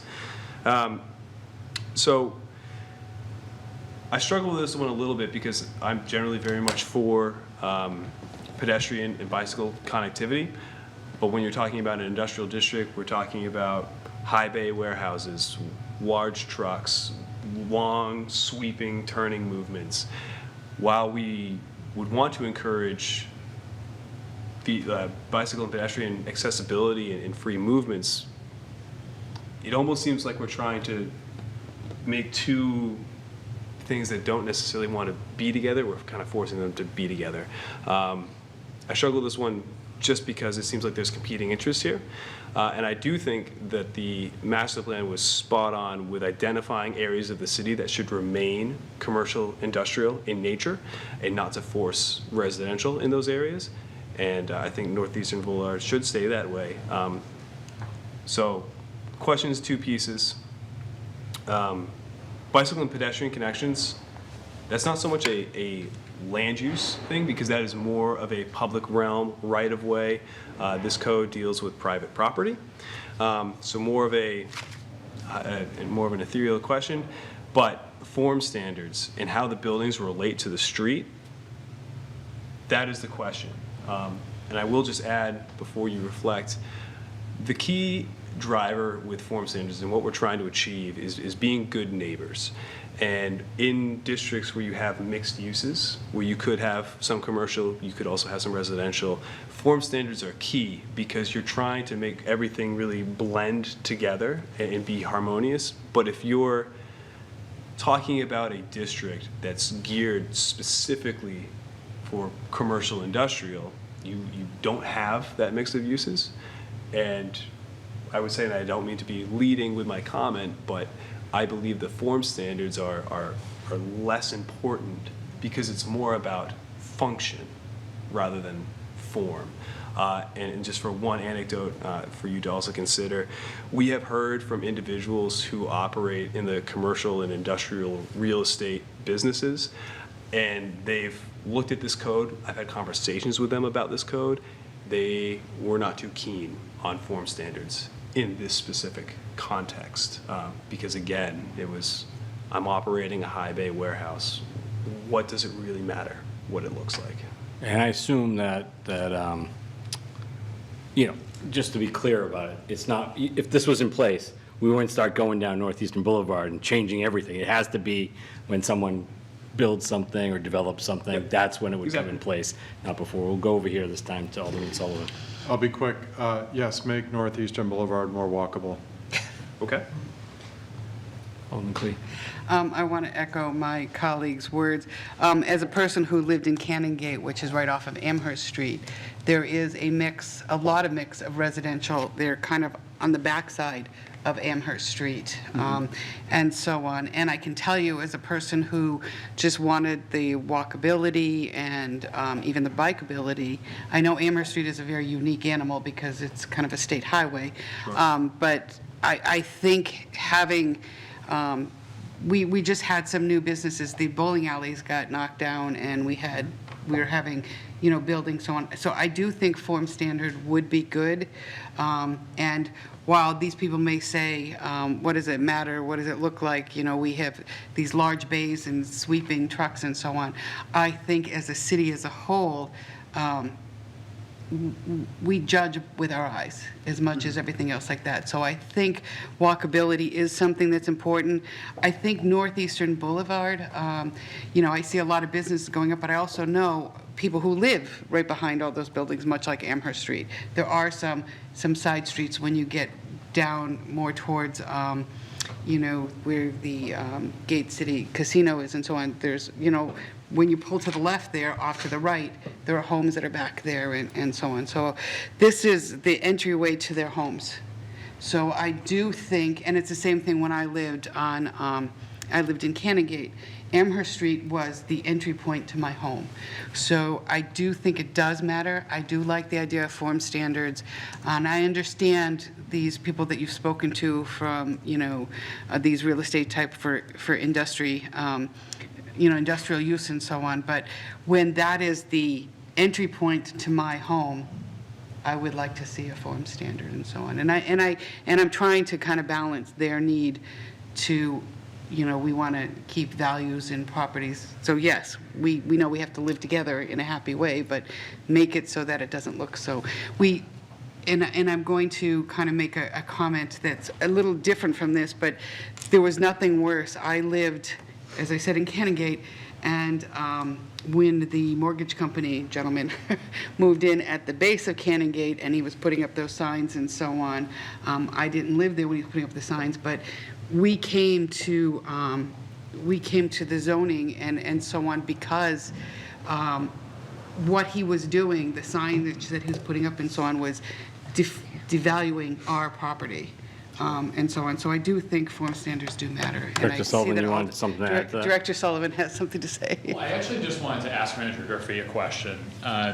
Manager Durfee, what would a standard look like that would demand more walkability? And what would the conversation look like with a developer of a facility that we're talking about? And you gave an example, but is it you're meeting with the High Bay Warehouse entity and you say, we want a sidewalk along the road, and they say, we don't want to do that? Or what are the standards that you think will be promulgated in order to achieve these goals that Alderman Sullivan wants for more walkability? Like, what would that actually look like? Excellent. Thank you for teeing up that wonderful question. Essentially, a lot of it relates to how buildings are positioned on a lot. So to encourage walkability, you want to have a building that's closer to the street rather than putting the parking lot between the sidewalk and the building. What that does is it forces traffic flow further away from the sidewalk as this traffic comes off of the main road, up a driveway, around the building to either park or to utilize loading docks on the backside or the side of the building. And then that street frontage, is maintained relatively unbroken aside from those access points as, sidewalk, trees, some sort of landscaping, and then a building rather than just more pavement and more vehicles. And it creates a more pleasant, walkable experience. As you get into the construction standards for sidewalks, more of a public realm sort of thing, but that's a conversation that's ongoing with DPW relative to those specific standards, which then do obviously come into play when a site is developed. They have to build sidewalk. If they're touching it, they need to build it to standard. I mean, Northeastern Boulevard is busy, but I don't see how you make it more walkable. And when you talk Amherst Street proper isn't really commercial industry. You're talking about going down almost towards Merrimack, right, where there's like, is that where you're talking about, or behind Amherst Street? Is that what you were talking So about? there are a number of streets that come off of Amherst Street, like that kind of almost like they tee into the airport, if you will. Yep. Yeah, A lot of those back parcels, we'll call them, back from Amherst Street, those are more industrial in nature, which kind of makes sense, as we're talking about, the entry to neighborhoods, having less industrial, less high bay warehouse type of uses, but more restaurants and other strip plazas that are more commercial, that's less intense of a use, which would be more favorable to an entry point for a neighborhood, the quality of which can obviously be debated, but from a use intensity perspective, there's a clear step down from high bay warehouse to strip development. I mean, I'm not opposed to this technically. I just think it would take a while for anything, because you need turnover and change, Yes. right? Because you can't just go over to the FAA Center and say, hey, from now on, you got to do this and change everything in your area to fix that. So, I mean, I'm okay with it, putting it in. There's no votes here, so I'm not sure how we really give you feedback without. This is all very valuable. Okay. Just the commentary, I get a good sense of opinion and desire for what to do here, and so this is actually Does quite anybody helpful. else have any other opinions on this particular one? Alderman Clee? I just want to kind of comment on what you had said about, I agree, anything that exists, we wouldn't even be discussing this with them. This would be anything that got built. But when I look at Amherst Street and I looked at the bowling alleys that were there, Lido Lanes and so on, when that got knocked down, and there's other buildings within that area too that I see potentially being repurposed, knocked down because of the age and so on. So I can see something like this happening on something like Northeast Boulevard. There is, there's land that places could be built, because there's some things that are pushed far back. So I don't want to take this into consideration and say, well, it's unlikely that anything's going to happen. I think I'd like to always think as that there's a potential that someone's going to buy everything, knock everything down, and rebuild. Again, it's unlikely, but I would like to always think that in mind. And I think I would like to hear more specifics. And we don't have to do it now, because you just wanted to hear what we had to say, more specifics about the people that you said were not in favor of it. I think I would like more detail on that, because I think it would be good for us to hear. I don't want to push anybody who wants to construct anything there's got to be some kind of middle ground, and so on. So thank you. Is Leader Lanes, is that area considered commercial industry, or is that another zone? Commercial business. Commercial business. Yeah. So this wouldn't even apply to them, right? Or Correct. Okay. I just want to make sure we're Well, looking at the- because industry is usually smaller, retail business is all over the place, so. Okay, I just wanted to make sure it didn't impact business, okay. Yeah, we can move to the next one then if everybody's all set. You're good, that was helpful. Alderman Clemmons, do you have anything you want to add? Sorry, I can't see if your hand's up or not. No, I do not. Thank you. Thanks. So this gets to civic space dedication. So how this would happen is if there was a significant redevelopment so large that there was a requirement that civic space had to be developed. Basically, civic space we're defining as open space, green space, may be programmed, may not be, could be a pocket park, could be a little playground. And then because of the size of the development, they have to create this. The question is, does it get dedicated to the city as, you know, a separate lot owned and maintained by the city? Or is it owned and maintained by either the developer or the homeowners association? I brought this question first to DPW last week as they'd be, you know, the entity that has most interest in this. Their response was that the scale matters. If it was something so large that it could truly be considered a park, yes, they would want ownership and maintenance and control over that. If it was something much smaller, you know, kind of just more of like a small little, you know, an amenity to the block versus a broader neighborhood amenity, it could be maintained by the homeowners association, the developer, the property owner, whomever it may be. But because of that, and that's something that we would need to kind of flesh out on a case-by-case basis, they would prefer to leave it to the city's discretion. And that's something that we would operate through at the planning board level. Something that we currently do on, you know, subdivisions, new streets. We have that conversation at the planning board already, so not dissimilar. Alderman Cleat? Thank you again. So where the Mohawk Tannery has now agreed to create that park, that's open to everybody. Is that an area that this would come up for discussion? Because it's literally in the middle of their property. It's not on the edge or anything else like that. I would think that, I can see both sides of this. I can see that if they didn't maintain the equipment and citizens are on it, who's liable for that? That's, I think, we need to discuss that. If they open something up to the public, are they liable for maintaining all of this? Are they liable if someone gets hurt? What is the, Sure. I think those are some of the questions that I would have on that. Any other thoughts on this one? Alderman Sullivan? Do we have to call it civic space? I think that, can we just call it green space or open space? I mean, in that way that, to the DPW's point, I mean, I think that depending on scale, could be unmanageable, and you don't want parks that aren't kept up. That's a fair point. Yes, the term civic space does imply That we would municipal take care of it. ownership. We Yeah. meaning the city, Correct, yeah. not this group assembled. Get your rakes out. No, that's, I've had that thought going through this code process as well. Words matter. They do. We can certainly explore a new term. Alderman Johnson? Thank you very much.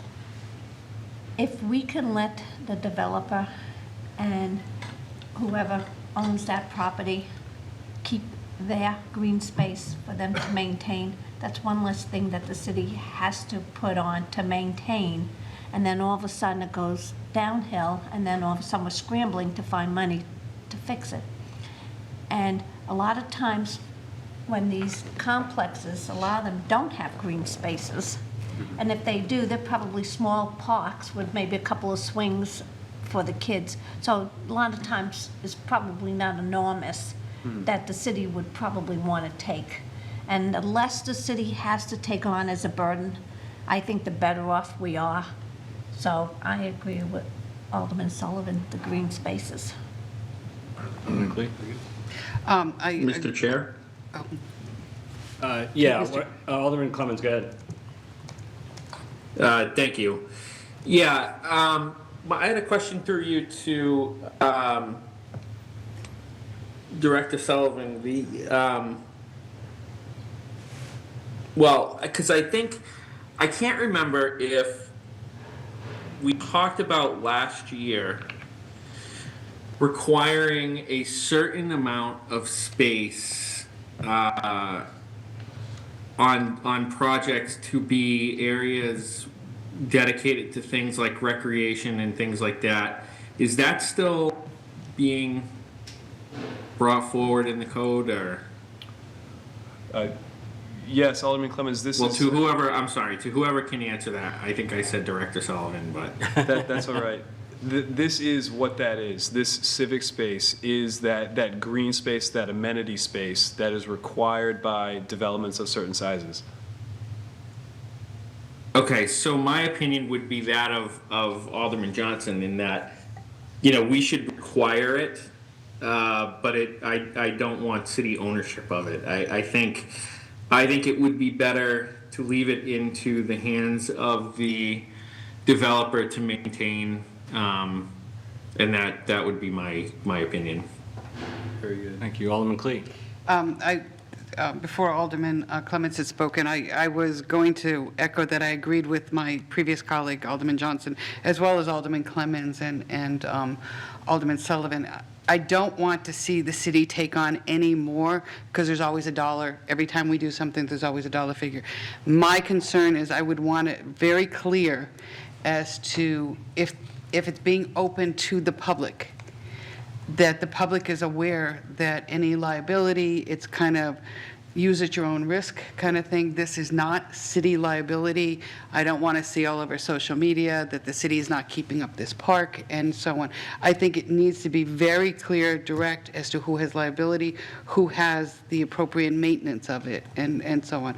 I don't want to see the city take over, especially small parks. I mean, if it was something very large, maybe that would be different. If it was going to be a ballpark or something, that would be different. But I'm using the Mohawk Tannery because that's one that I know is exactly that. They've opened it up. It's not just for their people anymore. They've opened up that to the public. The people in the neighborhood and so on can use this. And it's going to be a park with swings and so on. So liability has to be clear. Sure. And we would have standards for clear signage saying, you know, private property, open to the public. These are all things that we would craft into basically our site plan regulations, that, you know, all of the legalese that goes along with such approvals. That's kind of Thank you. the weeds that we would flesh out, but Thank you. the intent is understood. Any more questions on this one? Mr. Chair. Good. Sorry, I just wanted to ask a question in regards to the maintenance as well. So if we did put this into place and we made it on the owner of the property to maintain these spaces, this would fall under code enforcement too, right? So in other words, if these parks fell into disrepair or something was not being maintained, this is something that our city code enforcement could enforce and say, listen, you have to, you agreed to build this, you have to maintain it, here's what you have to do. Am I correct to assume that? Absolutely. This civic space and the maintenance thereof is all enshrined in the site plan regulations, and any lack of maintenance would constitute a site plan violation, which is enforceable. Okay, so I think that's the mechanism right there. So I think when there's complaints, in regards to the area not being maintained or broken equipment or things like that, if the owner of the property is not addressing the situation, then the folks who use that facility have redress through code enforcement. And I think that's, again, along the lines of what I don't know that you want to put this on a sign, but at least, you know, people should know that somewhere, or at least, you know, it can be said in the public that, hey, you know, this is a problem, let's get code enforcement involved, type of thing. Certainly. Thank you. Before we go on to the next one, just, are we good if we just go through one more? Or what's your appetite for, I'm asking you guys, not Manager Durfee, he'll do whatever we ask him to do. Yes. One more? Yes. Perfect. All right, cool. Yeah, let's go through one more. All right. And then we'll just take it up at the next meeting. Certainly. The rest of them, okay. So this gets into our overlay districts. So think large, significant redevelopment of a 10, 20 acre big box store.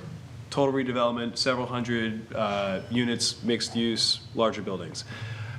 The question is around requiring structured parking.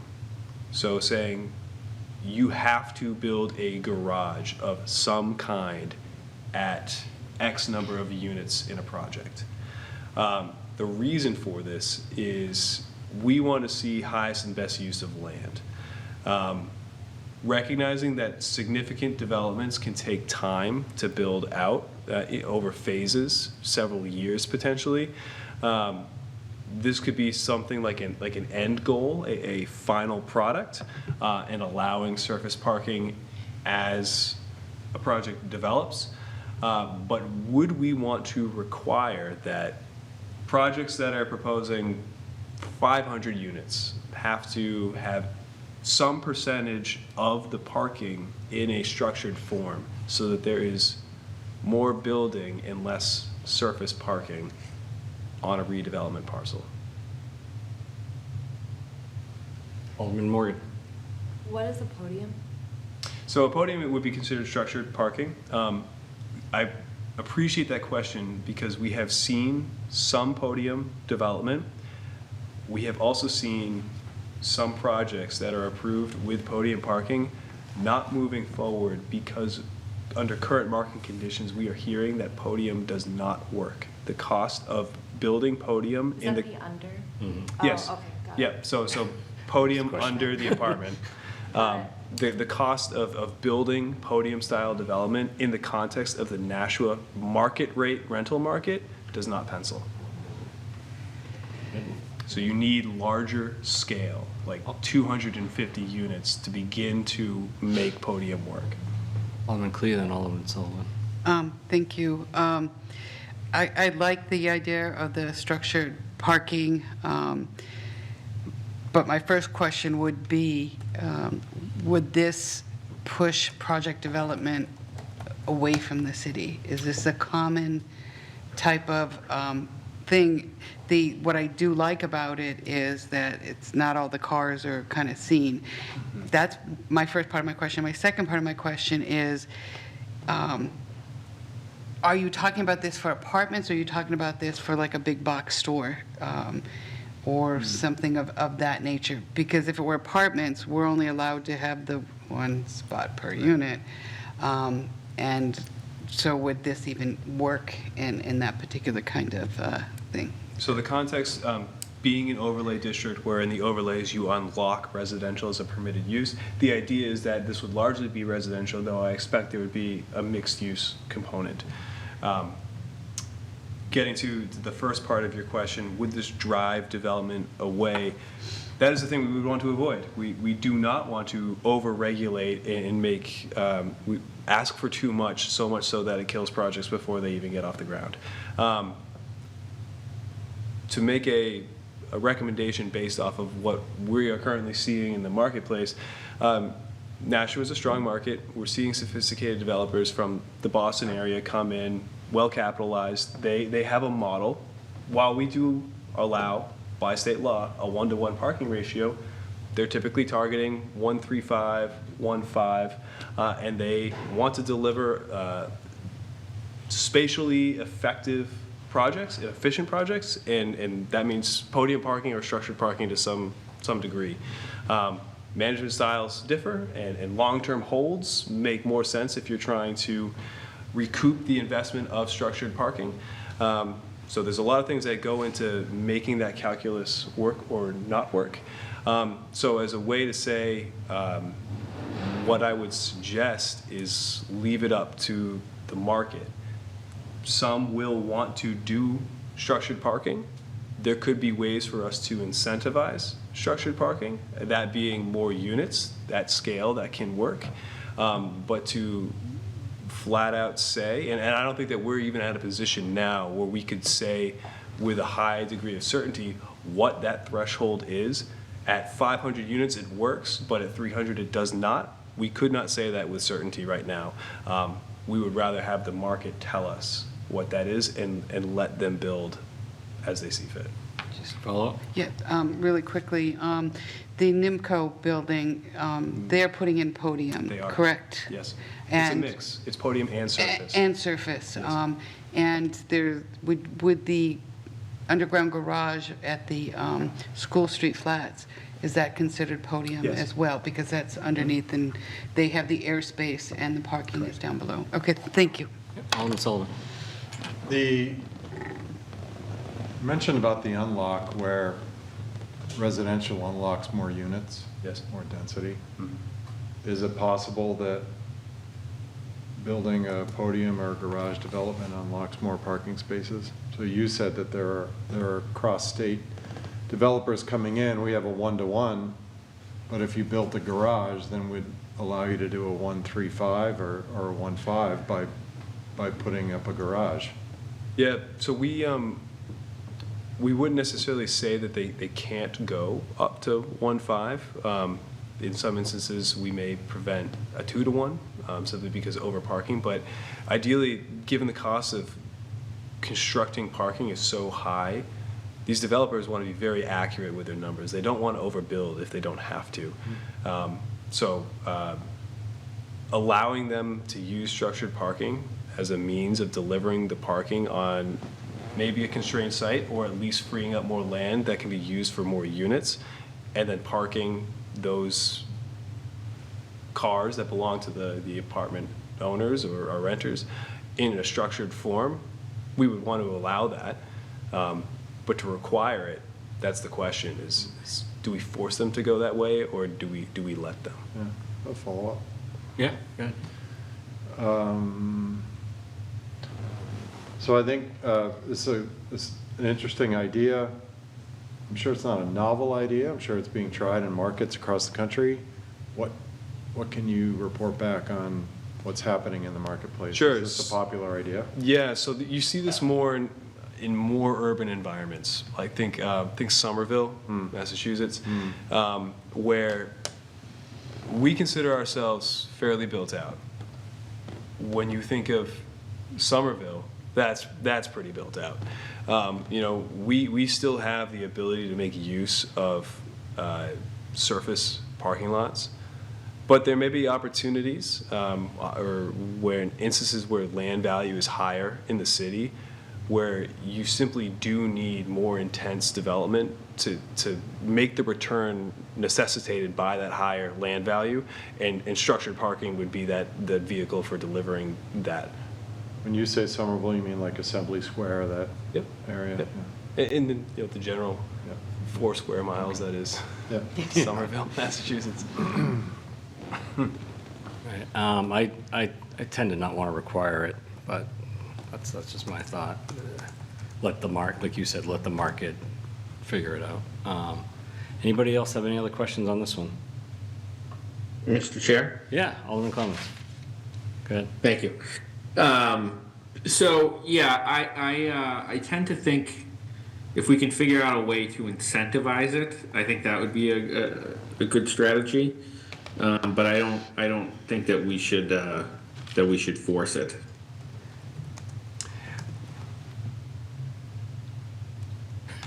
That's it. Looks like you want to answer that, or Well, make a I comment on want to it. respond with an interesting question in the context of the conversation that was the discussion prior to this presentation. We've been asked, it's no secret, sometimes developers come to us, what can the city offer us in terms of money to help us out with this really expensive parking garage, so we can get more units. We can incentivize from a regulatory perspective, but there's two numbers that we can't change. We can't change the cost of construction, and we can't change what the rents are. And those two numbers have to pencil at the end of the equation. And the regulations are just a variable between those two numbers. You remove the regulations entirely, the two numbers still have to pencil.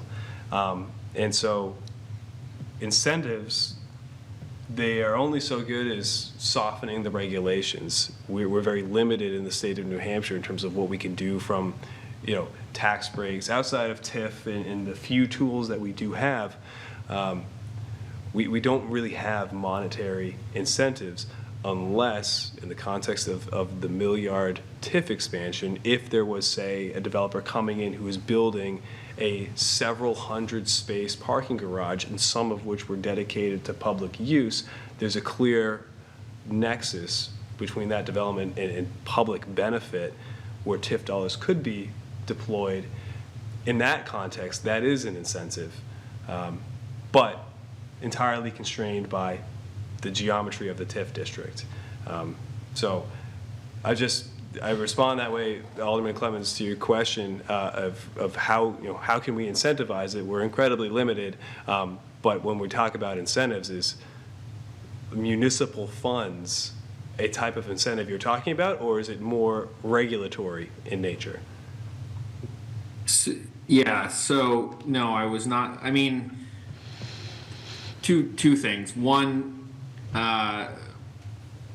no, I was thinking more of like a density bonus, right? Because obviously, if you're building something like that, you should be able to fit more units on a property, right? So I don't know if the amount of units that you'd be able to fit would make, financial sense to do something like that. I guess it would depend on the size of the property. But, I was thinking along those lines. As far as incentives go, in fact, I know I was the co-sponsor of this. I don't know if the legislation still exists, but as far as rehabbing properties in the downtown area, there is a program, or there used to be a program where you can apply to have your taxes frozen for a period of up to 15 years. If you're rehabbing more than 75% of a property. So, I don't know if that program still exists in New Hampshire. I know that Nashua did opt into it. And it was in the D1 zone. But, I think I prefer things where the city doesn't have to give up any cash in order to incentivize. If we could do something along those lines of like a property tax freeze, I'd be in favor of that, but not necessarily giving away cash, unless, like you said, there was some one-off way that we could get a shared parking garage and it was beneficial to the city, but tend to think that would be not really in the areas where you're talking about would that be beneficial. So Certainly, thank you. And you're referring to RSA 79E. Yes, it still exists, and yes, Nashua is opted into it, though I don't believe we've deployed it once. we have deployed it once, and it was for the Cotton Mill Square. Oh, good. And I think that's the only time that we've used it. Thank you. Okay, any other questions on this one? All right, so let's take a break there. Let me ask you this, Director Durfee, Manager Durfee. Is there a way that, and maybe it was sent to us through something and I totally missed it or whatever, is there a way we can get a copy of this exact presentation and maybe Yes. we can each prepare ourselves to be ready for next month's meeting?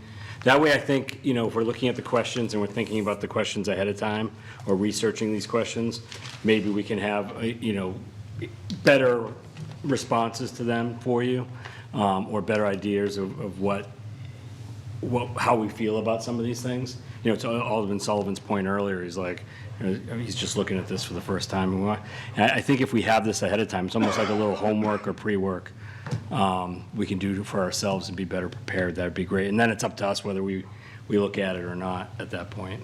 Certainly. Maybe obviously through Donna or however. Yeah, I will. However it comes. I'll send this presentation with a bookmark in the slides of where we left off. Okay. To Donna, I will also send a supplementary document that has the rest of the points that I plan to cover in future sessions. Okay.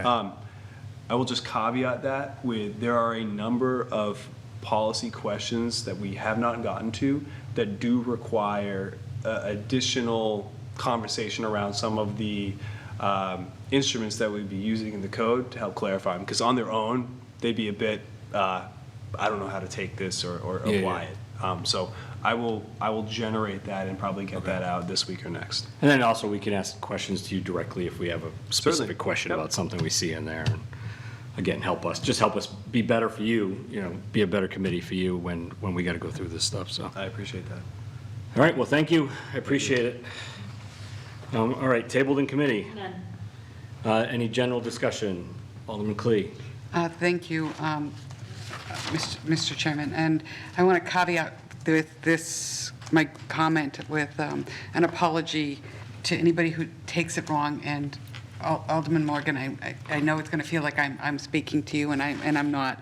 But I just want to say that when we do move a question, we cut off any more questions and so on. And personally, I did have a couple more questions that I did want to ask, as much for the public as for myself.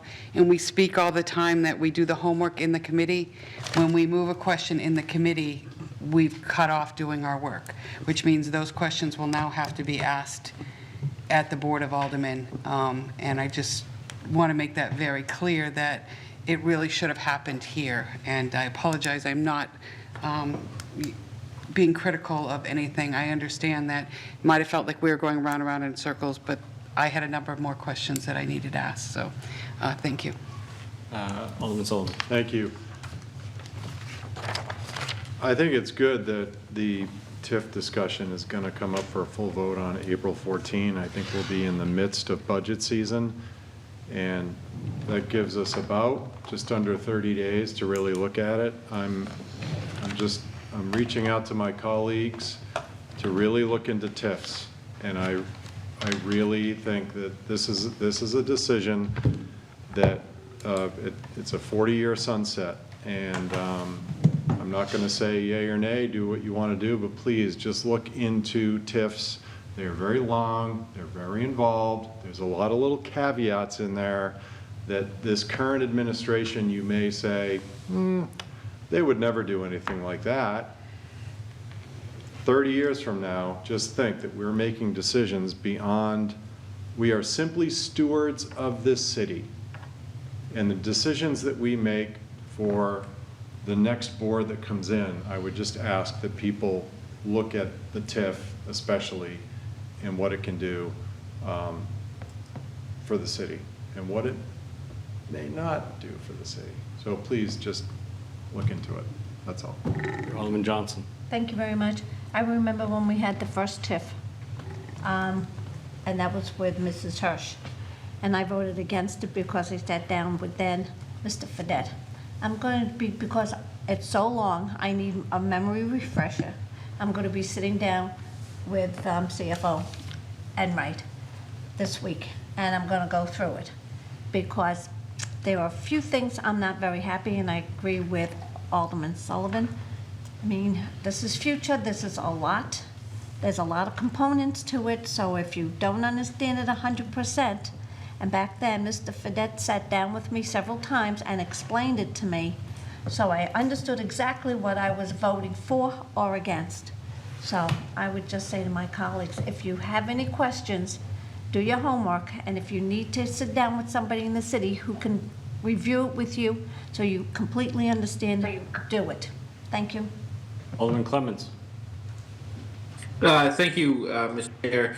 Yeah, I just want to quickly just say that I appreciate everybody tonight and the discussions that we've had. And, you know, probably for the foreseeable future, I will be participating remotely due to the illness of my wife. So I appreciate everybody's patience with that. And sorry for all the roll calls. I just want to say I'm sorry for that ahead of time. So, thank you. Thank you. Public comment, there, oh, sorry. If you don't Alderman mind, McLean- Alderman Mr. McLean. Chairman, rather than speaking at the end under aldermanic comment, I want to agree with my two colleagues that spoke about TIFs. I've told Director Cummings as well that, you know, I do have a little bother by TIFs. I'm going to vote to extend this one. I'm making that very clear. But I think we need to look very long and hard on any other additional TIFs, because this was part of the master plan. That's why I'm keeping with it and so on. But I really do agree with them. And I spoke to Mr. Fredette just recently, and he feels that this can be a detriment if we do too many of these, because we're literally earmarking funds for a particular area. So I do agree with both of my colleagues that we have to look long and hard on it. I will vote in favor of this particular one, extending it, because I think it's the right thing to do. I think that's what the master plan idea was and so on. But they are absolutely right. We need to look very long and hard at them. So thank you. Thank you.